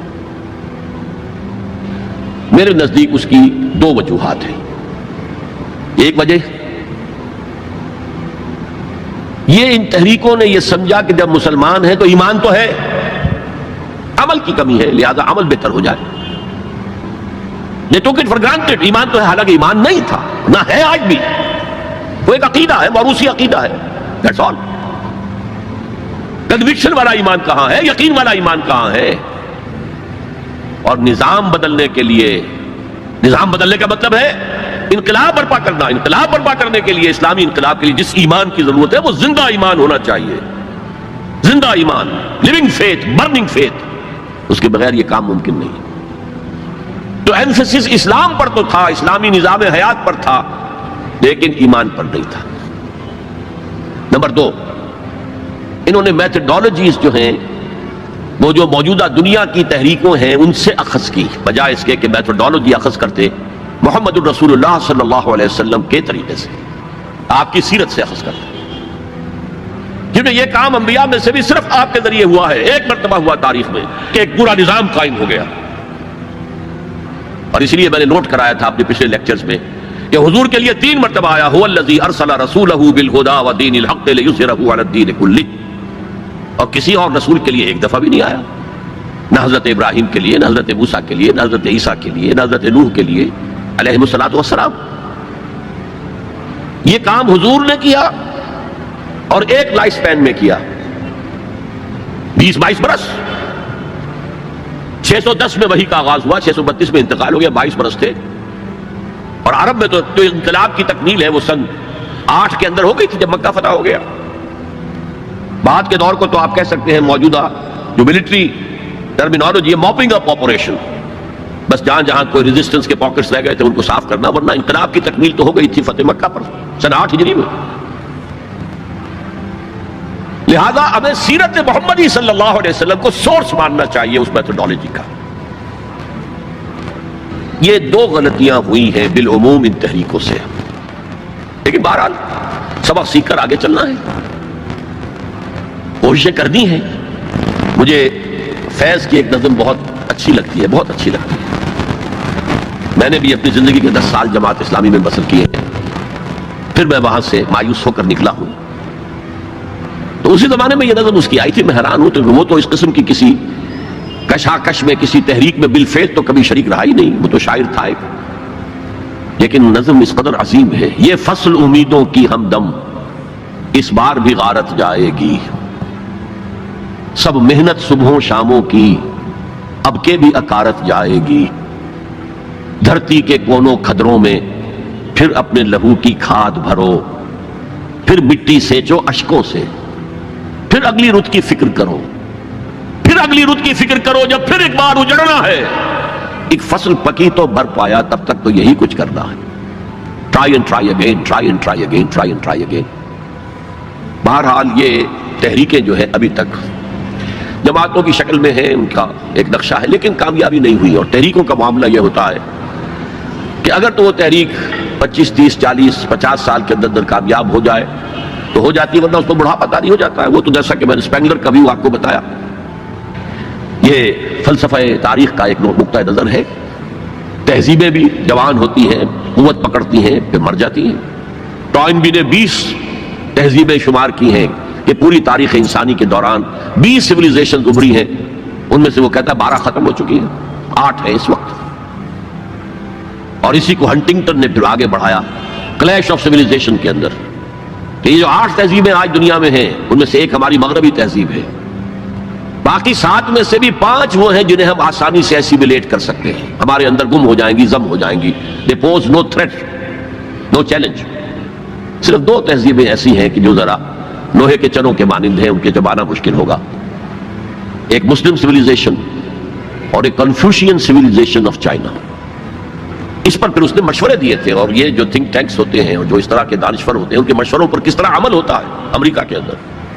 2 مشورے دیے، ایک تو چائنا کو اور مسلم ورلڈ کو ایک دوسرے سے دور کرو، چائنا کو ایسٹ ورڈ لکنگ کر دو، ویسٹ ورڈ لکنگ نہ رہے۔ ویسٹ میں تو عالم اسلام ہے، اگر مشرق کی طرف رخ ہو جائے گا تو پیسیفک، اکراس دی پیسیفک امریکہ بیٹھا ہوا ہے، اور بیچ میں نیچے جو جزیرے ہیں۔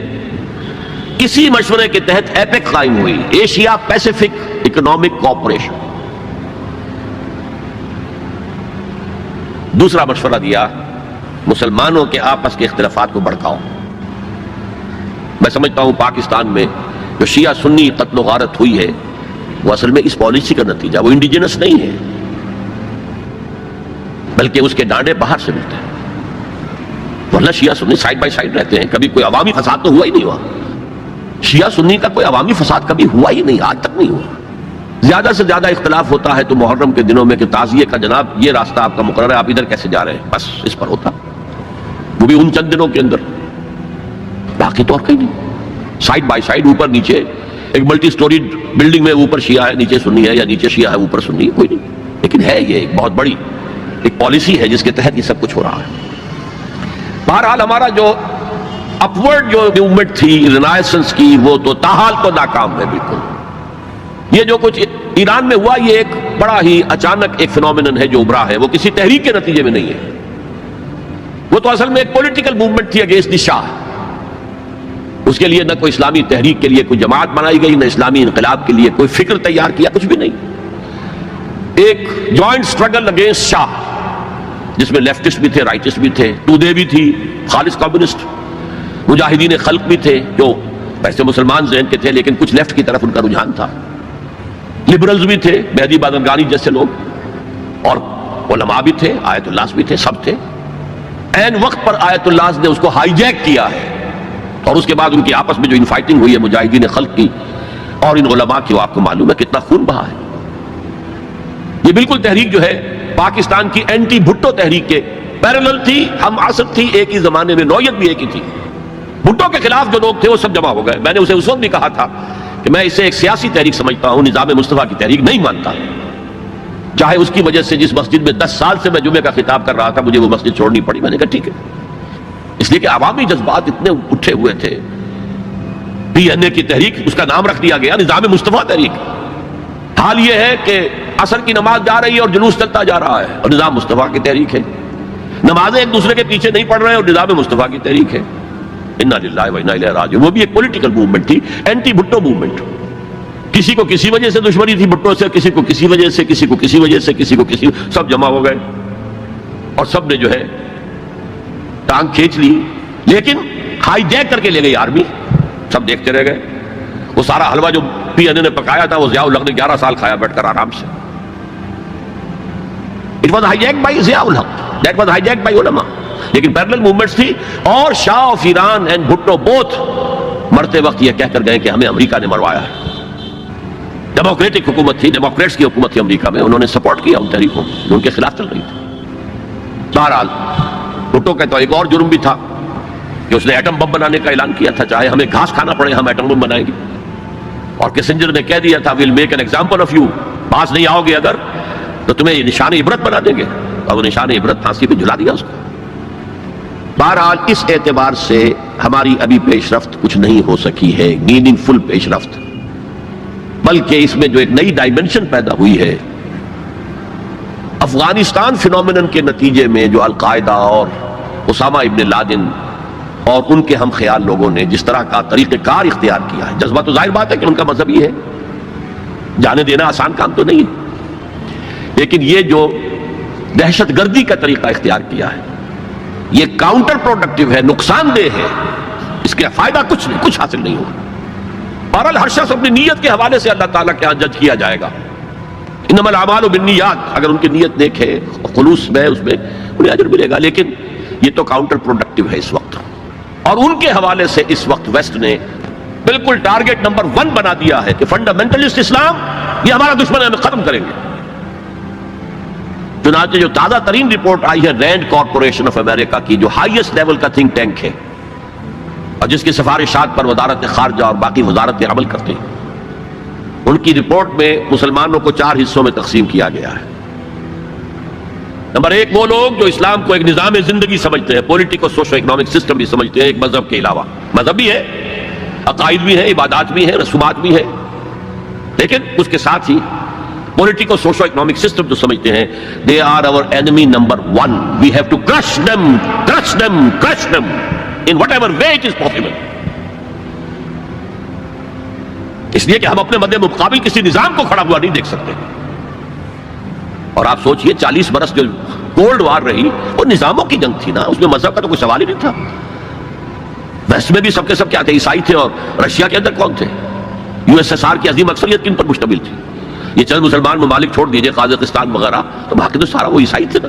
مذہب کا کوئی ایلیمنٹ نہیں تھا, ایلیمنٹ نظام کا تھا, ہمارا کیپٹلسٹک نظام, اور یہ کمیونسٹ نظام اس کا چیلنج بن کر آ گیا ہے. نتھنگ ڈوئنگ, برداشت نہیں کریں گے. تو فنڈامنٹلسٹ کے بارے میں تو ان کی پہلے پالیسی ڈکلیئرڈ ہے, we have to crush them. نمبر 2 ہے ٹریڈیشنل لوگ, روایتی علماء. یہ اپنے مسجدوں میں, اپنے مدرسوں کے اندر قال اللہ و قال الرسول پڑھنے میں ہیں, تو یہ فی نفس ہی تو خطرناک نہیں ہے, لیکن اگر یہ فنڈامنٹلسٹ کے ساتھ مل جائیں تو بہت خطرناک ہے. اس لیے کہ ان کے پاس جو ہے لوگوں کے ساتھ رابطے کا مستقل ذریعہ موجود ہے. ہر جمعے کو جلسہ عام ہو رہا ہے. چھوٹا سا جلسہ کرنے کے لیے بھی آپ کو کتنے پاپڑ بیلنے پڑتے ہیں, اس کا اشتہار شائع کیجئے, اس کی ڈلوری کیجئے, اس کا اعلان کیجئے. وہ کتنے آئیں گے, 200-400 آ گئے تو بڑی بات ہے. یہاں وہ کچے دھاگے سے بندے آ رہے ہیں, نہا دھو کر, کپڑے بدل کر, عطر لگا کر چلے آ رہے ہیں. تو یہ ہے کہ بہت خطرناک ہے یہ. اگر مل جائے فنڈامنٹلسٹ تو انہیں دور رکھنا ایک دوسرے سے, اور ان کے آپس کے اختلافات کو بھڑکانا ہے تاکہ یہ کبھی متحدہ قوت نہ بن سکے ٹریڈیشنل. تو یہ ہے کہ بہت خطرناک ہے یہ. اگر مل جائے فنڈامنٹلسٹ تو انہیں دور رکھنا ایک دوسرے سے, اور ان کے آپس کے اختلافات کو بھڑکانا ہے تاکہ یہ کبھی متحدہ قوت نہ بن سکے ٹریڈیشنلسٹ. تیسرے انہوں نے کہا ہے جو ماڈرنسٹ ہیں, جو اسلام کی ایسی تعبیر اب کر رہے ہیں جو ہماری تہذیب کے ساتھ کمپیٹیبل ہے. یہ جو ری انٹرپریٹیشن آف اسلام ہو رہی ہے to make it compatible with western civilisation, وہ کہتے ہیں کہ یہ ہے اصل آدمی, اور ان کی مدد کرنی چاہیے, انہیں سپورٹ کرنا چاہیے, ان کو امداد دینی چاہیے, اور ان کو میڈیا پر ان کی اپیئرنس کا اہتمام کرنا چاہیے, اس لیے کہ ان کے پاس کوئی اور ذریعہ تو ہے نہیں. مسجد میں کون گھسنے دے گا انہیں, وہاں کون ان کے پیچھے نماز پڑھے گا, اور کون ان کا خطبہ سنے گا, جوتے لگ جائیں گے. لہذا ان کو جو ہے میڈیا پر لاؤ, اور اس پر عمل ہو رہا ہے. اور آخر اس نے کہا جو خالص سیکولر مسلمان ہیں وہ تو ہمارے ہی ہیں, اس میں تو کوئی اشکال ہی نہیں ہے. جو یہ سمجھتے ہیں کہ اسلام نام ہے نماز روزہ حج زکوٰۃ کا، عقائد کا، کچھ رسومات کا، عقیقہ ہے، شادی میں ایجاب و قبول ہے، مردہ کو دفنانا ہے، کفنانا ہے، بس تو کرتے رہیں گے، ہمارا تو کوئی ان سے جھگڑا نہیں ہے. باقی وہ اس کو کوئی سیاسی نظام، اس کو کوئی معاشی نظام، کوئی معاشرتی نظام سمجھتے ہی نہیں، سیکولر ہے. لہذا ان دونوں طبقات کو سپورٹ کرو، اور یہ جو دو طبقات پہلے ہیں ان کے خلاف جدوجہد کرو. یہ ہے موسٹ ریسنٹ پالیسی ایڈوائز جو دی گئی ہے امریکہ کی حکومت کو. بہرحال میں نے کہا تھا کہ ایک طرف تو رینائسنس کی تحریک چل رہی ہے، اس کے بارے میں اپنا تجزیہ پیش کر دیا. دوسری طرف ہمارے زوال کا عمل اور گہرا اور گہرا اور گہرا ہوتا چلا گیا. اس زوال کے بڑے بڑے لینڈ مارک کیا ہیں؟ 1967 وار میں عربوں کو ایسی ہزیمت ناک شکست ملی ہے، ایسی ہزیمت ناک شکست کہ شرم سے سر جھکائیں قیامت تک، تب بھی وہ داغ نہیں دھویا جا سکتا. ہاں مصریوں نے دھو دیا تھا 1973 کی جنگ میں، لیکن اردن، شام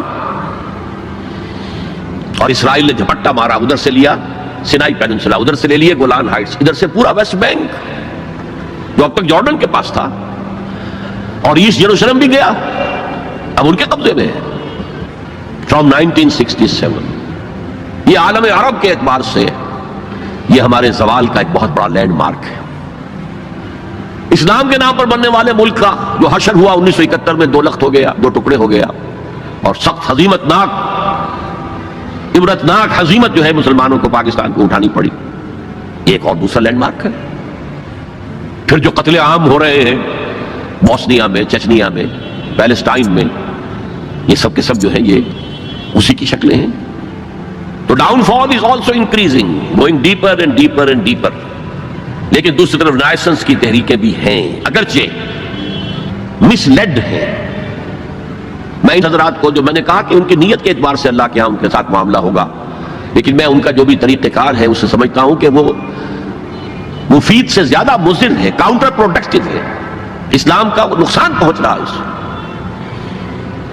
اور میں انہیں کہتا ہوں مس گائیڈڈ میزائلز. ایک میزائلز ہوتے ہیں گائیڈڈ میزائلز، یہ مس گائیڈڈ میزائلز ہیں. یہ ہے آج کی داستان جو میں نے آپ کے سامنے رکھی.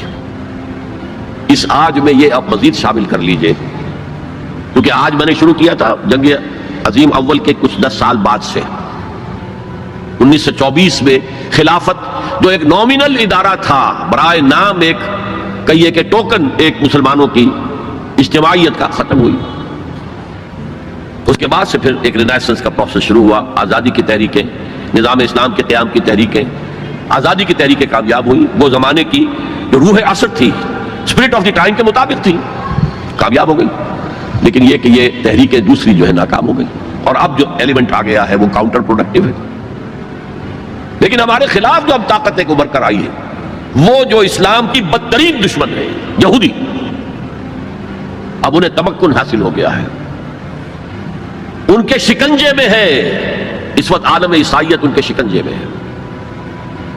اگرچہ اس میں مختلف شیڈز ہیں، کیتھولکس اتنے زیادہ اعلی کار نہیں ہیں ان کے، اگرچہ ویسے شکست مان چکے ہیں. پوپ نے یہ فتویٰ ایشو کر دیا تھا کہ حضرت عیسیٰ کے صلیب دیے جانے کی ذمہ داری یہودیوں پر نہیں ہے، جس کے جواب میں پھر ابھی ایک پکچر بنی ہے دی پیشن، جس میں کہ صحیح حقائق کو دوبارہ پیش کیا گیا. سن 62 میں نے ایک پکچر دیکھی تھی کنگ آف کنگز، اور اس میں صحیح تاریخ تھی. حضرت عیسیٰ کو کنہوں نے مروایا تھا ان کے قول کے مطابق. ہمارے نزدیک تو اللہ نے انہیں اٹھا لیا تھا. اور دوسری طرف جو پروٹیسٹنٹ عیسائی ہیں، جو زیادہ فنڈامنٹلسٹ ہیں، ویسپ، ان میں سے خاص طور پر ویسپ، یہ اصطلاح پتہ نہیں آپ لوگوں نے سنی ہے کہ نہیں سنی ہے.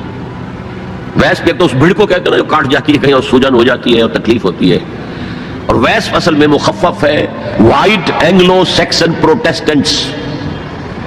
ان کے 2 گڑھ ہیں بڑے بڑے، ایک برطانیہ اور ایک امریکہ، USA. ویسپ یہ پوری طرح یہودیوں کے شکنجے میں ہے. یہ بات پچھلی صدی میں، آج سے تقریباً 100 برس قبل، علامہ اقبال جب یورپ گئے تھے 1905 میں اور 1908 تک رہے تھے وہاں، تو he could see through the society, European society. وہ خود جو کہتے ہیں نا کہ گاہ میری نگاہ تیز چیر گئی دل وجود، گاہ الجھ کے رہ گئی میرے توہمات میں. تو انہوں نے دل وجود کو ان کی نگاہ نے چیر کر دیکھ لیا تھا کہ فرنگ کی رگے جاں پنجے یہود میں. اس وقت کا فرنگ اس کا امام برطانیہ تھا، آج اسی فرنگ کا امام امریکہ ہے، یونائٹڈ اسٹیٹس آف امریکہ، فرنگ کی رگے جہاں پنجہ یہود میں ہے۔ بہرحال اب میں مستقبل کی طرف آتا ہوں، اس کو میں دو حصوں میں تقسیم کروں گا، ایک مستقبل بعید، ایک مستقبل قریب۔ مستقبل بعید جو زیادہ بعید نہیں ہے میرے نزدیک، وہ بہت زیادہ دور نہیں ہے، وہ کیا ہے؟ قرآن مجید کے صغرا کبرا سے بھی ثابت ہوتا ہے، پوری وضاحت کے ساتھ قرآن میں یہ نہیں ہے، لیکن صغرا کبرا قرآن میں موجود ہے، جس کا لازمی نتیجہ ہے جو میں ابھی آپ کے سامنے رکھوں گا، اور احادیث نبویہ سے بڑی وضاحت کے ساتھ ثابت ہے کہ قیامت سے قبل پوری دنیا میں، پورے گلوب پر دین حق اسی طرح غالب آئے گا جیسے کہ حضور کی جد و جہد کے نتیجے میں جزیرہ نما عرب میں غالب آیا تھا۔ قرآن میں صغرا کبرا کیا ہے؟ 3 دفعہ کہا کہ ہم نے بھیجا ہے محمد کو صلی اللہ علیہ وسلم دین کو غالب کرنے کے لیے، وہ آیت نے بار بار کوٹ کی ہے۔ 5 دفعہ کہا ہے کہ ہم نے بھیجا ہے محمد کو پورے عالم انسانیت کے لیے۔ سب سے اہم آیت ہے سورہ سبا کی نمبر 28 آیت، وَمَا أَرْسَلْنَاكَ إِلَّا كَافَّةً لِلنَّاسِ بَشِيرًا وَنَذِيرًا، اے محمد ہم نے آپ کو نہیں بھیجا مگر پوری نوع انسانی کے لیے بشیر اور نذیر بنا کر۔ اب اس صغرا کبرا کو جوڑیے، جب تک پوری دنیا پر دین حق اسی طرح غالب نہ ہو جیسے کہ حضور نے عرب میں کر دیا تھا، حضور کا مقصد بعثت ہنوز شرمندہ تکمیل ہے، اور یہ ممکن نہیں ہے کہ دنیا ختم ہو جائے اور حضور کا مقصد بعثت جو ہے پورا نہ ہو۔ احادیث کے اندر وہ حدیث جو میں 2 دفعہ آپ کے سامنے لا چکا ہوں، پہلا دور نبوت، دوسرا خلافت علی منہاج النبوہ، تیسرا ملکن عاضن، چوتھا فرمایا ثم تکون ملکن جبریا، پھر ملوکیت ہوگی مجبوری والی، غلامی والی۔ اب میں نہیں کہہ سکتا کہ اس وقت صحابہ نے اس کا کیا مطلب سمجھا ہوگا، یہ 2 ملوکیتیں علیحدہ علیحدہ حضور نے گنوا دی۔ آج ہم سمجھ سکتے ہیں کہ پہلی ملوکیت وہ تھی جس میں سلاطین اور ملوک مسلمان تو تھے، کلمہ گو تو تھے، پھر ہم ملکہ وکٹوریہ کے غلام ہو گئے۔ یہ ملکن جبریت، یہ پورے عالم اسلام کو جو رونق ڈالا تھا کولونیل پاورز آف یورپ نے، یہ اس کی طرف اشارہ ہے۔ یہ فرمایا یہ دور بھی رہے گا جب تک اللہ چاہے گا، پھر اللہ اسے بھی اٹھا لے گا۔ And the good news is ثم تکون خلافت علی منہاج النبوہ، پھر دوبارہ دنیا میں خلافت علی منہاج النبوہ کا نظام قائم ہوگا۔ یہ ہے وہ دور جو آنے والا ہے، مستقبل میں آئے گا، لازماً آئے گا۔ 2 پتنگیں ہیں اڑ رہی ہیں، ان کا پیچ پڑنے والا ہے بہت زبردست۔ ایک ہے نیو ورلڈ آرڈر جو حقیقت میں جیو ورلڈ آرڈر ہے، ایک ہے جسٹ ورلڈ آرڈر آف اسلام، مقابلہ انہی میں ہونا ہے، اور نتیجے میں بالآخر اسلامی خلافت گلوبل کی طرف تو دنیا جا ہی رہی ہے، گلوبلائزیشن۔ یہ ملکوں کے درمیان لکیریں تو تقریباً بے ایمانی ہو جائیں گی، ملٹی نیشنلز کی حکومت ہوگی اصل میں، تو باقی حکومتیں جو ہے تو انتظامی قسم کے وہ ایک ریجنز ہوں گے، جیسے کہ پہلی جنگ عظیم سے پہلے پوری امت مسلمہ ایک وحدت تھی۔ ہاں حکومت یہاں مغلوں کی ہے، وہاں صفویوں کی ہے، لیکن کہیں کسی پاسپورٹ کی ضرورت نہیں، کہیں کسی ویزا کی ضرورت نہیں۔ کوئی مغرب سے چل کر آتا ہے ابن بطوطہ اور پہنچ جاتا ہے ہندوستان تک، اور یہاں آ کر وزیر بن جاتا ہے۔ He is not the son of this soil۔ امت کی وحدت برقرار تھی، یہ امت کی وحدت ختم ہوئی ہے فرسٹ ورلڈ وار کے بعد۔ المصر للمصریین، الشام للشامیین، العراق للعراقیین، یہ نعرے لگے ہیں امت کی وحدت کو پارا پارا کرنے کے لیے مغرب کے زیر اثر۔ یہ سب سے بڑی سازش تھی امت کی وحدت کو ختم کرنے کے لیے۔ بہرحال ایک تو یہ جس کی کے بارے میں حضور نے خبر دی کہ دوبارہ آئے گا خلافت علی منہاج النبوہ کا نظام، اور 2 حدیثیں آپ کو سنا دینا چاہتا ہوں جس میں حضور نے خبر دی ہے کہ اب جب یہ آئے گا تو گلوبل ہوگا۔ ایک حدیث ہے حضور صلی اللہ علیہ وسلم کے ایک غلام جنہیں آپ نے آزاد کر دیا تھا، حضرت ثوبان رضی اللہ تعالیٰ، ان کی روایت ہے۔ عن ثوبان رضی اللہ تعالیٰ عنہ قال قال رسول اللہ صلی اللہ علیہ وسلم ان اللہ زوالی الارض، اللہ نے میرے لیے پوری زمین کو لپیٹ دیا یا سکیڑ دیا، پوری زمین۔ فرائے تو مشارقہا و مغاربہا، میں نے سارے مشرق دیکھ لیے، سارے مغرب دیکھ لیے۔ وَإِنَّ أُمَّتِي سَيَبْلُغُ مُلْكُهَا مَا زُوِيَ لِي مِنْهَا، اور میری امت کی حکومت ان تمام علاقوں پر قائم ہو کر رہے گی جو مجھے زمین کو سکیڑ کر یا لپیٹ کر دکھا دیے گئے۔ اور یہ روایت کسی دوسرے تیسرے درجے کی حدیث کے ذخیروں میں سے نہیں ہے، مسلم شریف کی روایت ہے، درجہ اول کی کتب۔ اور دوسری حدیث وہ مسند احمد ابن حنبل کی ہے، مقداد الاسود عن المقداد الاسود رضی اللہ عنہ قال قال رسول اللہ صلی اللہ علیہ وسلم لا يقع على ظهر الارض بيت وبر ولا مدر الا ادخله الله كلمة الاسلام۔ اس روئے زمین پر نہ کوئی گھر رہے گا اینٹ گارے کا بنا ہوا، اور نہ کوئی خیمہ ہوگا جو کھانوں کا بنا ہوا، جس میں اللہ اسلام کے کلمے کو داخل نہ کرے۔ بعز عزیز اور ذل ذلیل، یہ داخلہ دو میں سے ایک طریقے پر ہوگا، یا عزت والے کے اعزاز کے ساتھ، یعنی وہ خود اسلام قبول کر لے گا تو اس کے گھر میں یا اس کے خیمے میں اسلام داخل ہوگا، اس کی بھی عزت ہوگی۔ وَلِلَّهِ الْعِزَّةُ وَلِرَسُولِهِ وَلِلْمُؤْمِنِينَ، عزت کا حقدار تو اللہ ہے، اس کے رسول اور اہل ایمان ہے۔ اور ذل ذلیل، یا کسی کمزور کی پستی کی وجہ سے، اگر اسلام قبول نہیں کریں گے تو یؤتوا الجزیۃ عن یدٍ وہم صاغرون، چھوٹے ہو کر رہنا پڑے گا، جزیہ دینا ہوگا۔ گویا کہ اسلام تو اس کے خیمے اور گھر میں بھی داخل ہو گیا، وہ خود محروم رہا۔ جب حضور نے یہ فرمایا تو حضرت مقداد پھر کہتے ہیں کہ میں نے کہا وَيَكُونَ الدِّينُ كُلُّهُ لِلَّهِ، تب ہوگی وہ بات جو سورہ انفال میں آئی ہے کہ دین کل کا کل اللہ کے لیے ہو جائے گا۔ تو یہ تو ہے مستقبل بعید، جس کا سارا دار و مدار میرے بیان میں حالات کے حوالے سے نہیں ہے۔ حالات میں ہمیں اس کے کوئی آثار نظر نہیں آ رہے، حالات بہت مایوس کن ہیں، لیکن حضور کے لیے وہی خبریں ہیں، وَهُوَ صادق المصدوق۔ منطقی طور پر بھی میں ان کا قائل ہوں، اور حضور کی نہاد اس کی روح سے بھی قائل ہوں۔ اس سے پہلے جو مستقبل قریب ہے، اس میں ابھی مسلمانوں پر بہت سخت دن آئیں گے، عذاب کا کوڑا اور شدید سے شدید تر ہو۔ اس کو یوں سمجھیے کہ وہ جو حدیث جس سے میں نے بات شروع کی تھی، حزب النعل بالنعل، تو باقی سارے عذاب تو قرباً کافی ثابت ہو گئے، ادھر ایشورینز، ادھر کروسیڈرز، ادھر نیبوکڈنیزر، ادھر تاتاریز، ادھر گریکس اینڈ رومنز، ادھر بقیہ ویسٹرن اینڈ سینٹرل یورپ۔ یہ تو صاف صاف نظر آ گیا جو پچھلی صدی میں ہوا یہودیوں کے ساتھ، 6 millions of them decimated، ختم کیے گئے ہٹلر کے ہاتھوں۔ اس کی کاربن کاپی بھی تو آنے والی ہے، اور یہ آئے گی اربوں پر۔ آج اللہ کے دین کے سب سے بڑے مجرم عرب، کیوں؟ عام قاعدہ ہے جن کے رتبے ہیں سوا، ان کی سوا مشکل ہے۔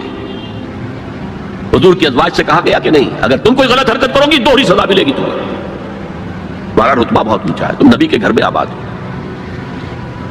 عربوں کو اللہ نے فضیلت دی کہ محمد ان میں سے تھے، رسول عربی ہیں صلی اللہ علیہ وسلم، یہ رتبہ بلند ملا جس کو مل گیا۔ ہر مدعی کے واسطے دار و رسم کہاں۔ پھر سب سے بڑی فضیلت کیا ہے؟ ان کی اپنی مادری زبان میں قرآن موجود ہے، اللہ کا کلام، ان کو قرآن کے سمجھنے میں کوئی دقت تو نہیں ہے۔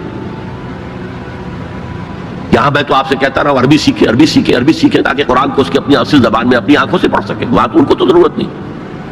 پھر بھی ان کا اگر یہ حال رہا کہ جو ملک بھی کولونیل رول سے آزاد ہوا، اس نے یا تو اپنا قبلہ کر لیا ماسکو کی طرف اور یا واشنگٹن کی طرف، تو ان سے بڑا مجرم اور کوئی نہیں۔ ایک حدیث میں آیا ہے ویل للعرب من شر اقترب، بہت ہلاکت اور بربادی ہوگی۔ ایک مرتبہ ام سلمہ رضی اللہ تعالی عنہ نے ام المومنین پوچھا کہ یہ جو آپ فرما رہے ہیں کہ اتنی بڑی تباہی آئے گی، اتنے بڑے مسلمانوں کے اوپر برے حالات آئیں گے، تو عرب اس وقت کہاں ہوں گے؟ فرمایا العرب یومئذ قلیل، بہت کم رہ جائیں گے، بہت بڑی تباہی آنے والی ہے۔ اور اس کا نقطہ آغاز کیا ہوگا؟ ویسے تو ہے جو کچھ ہو رہا ہے فلسطین میں، اسے وہ 30 کروڑ عرب بھی دیکھ رہے ہیں، اور باقی 100 کروڑ مسلمان باقی بھی دیکھ رہے ہیں۔ ٹک ٹک دیدم دم نہ کشیدم، وہ آئی سی جو ہے وہ بھی زیادہ آئی سی بن کر رہ گئی اور کچھ نہیں۔ کوئی کسی طرف سے احتجاج تک نہیں ہے۔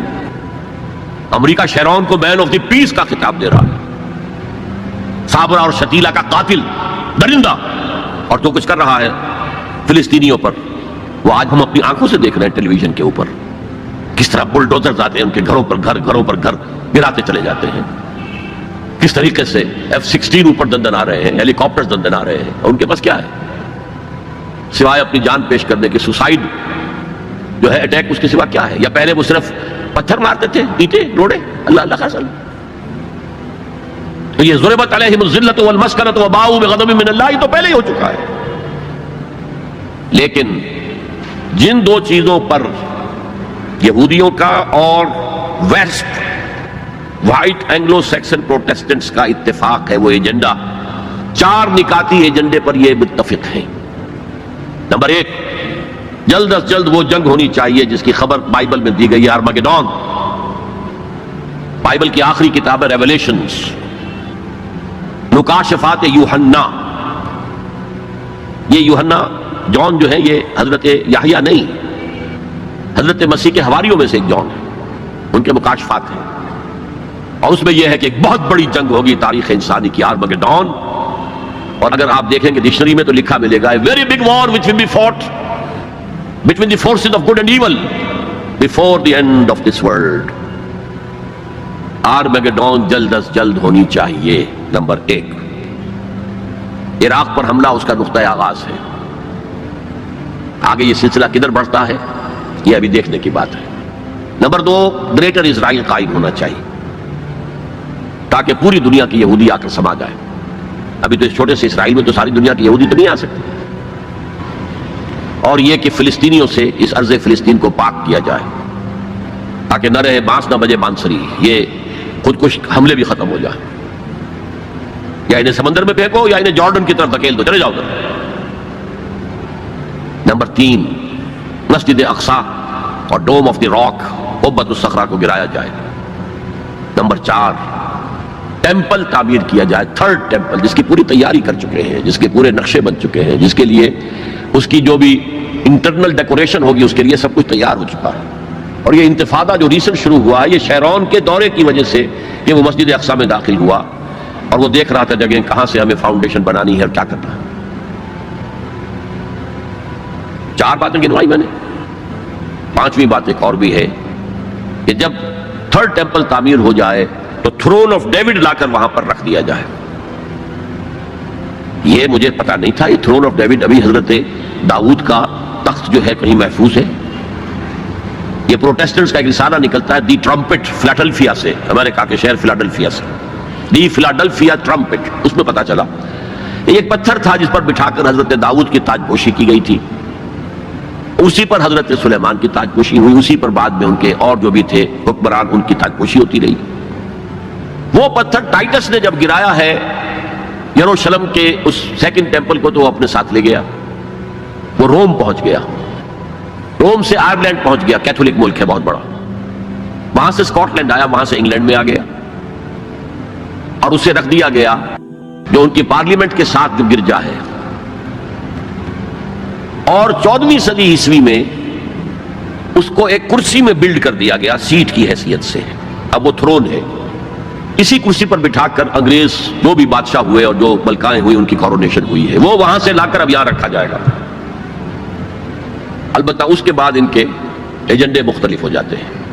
یہودی سمجھتے ہیں ہمارا مسیح آئے گا، وہ اس تخت پر بیٹھ کر دنیا پر حکومت کرے گا.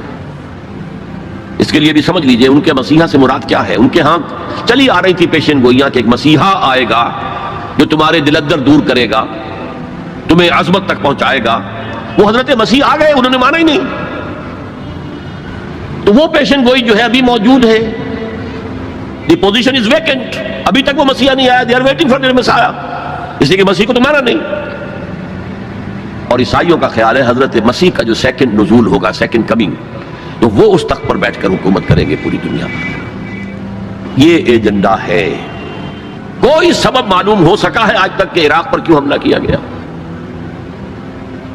اور کمال ہے کہ اس قوم نے پھر اسی شخص کو منتخب کر لیا.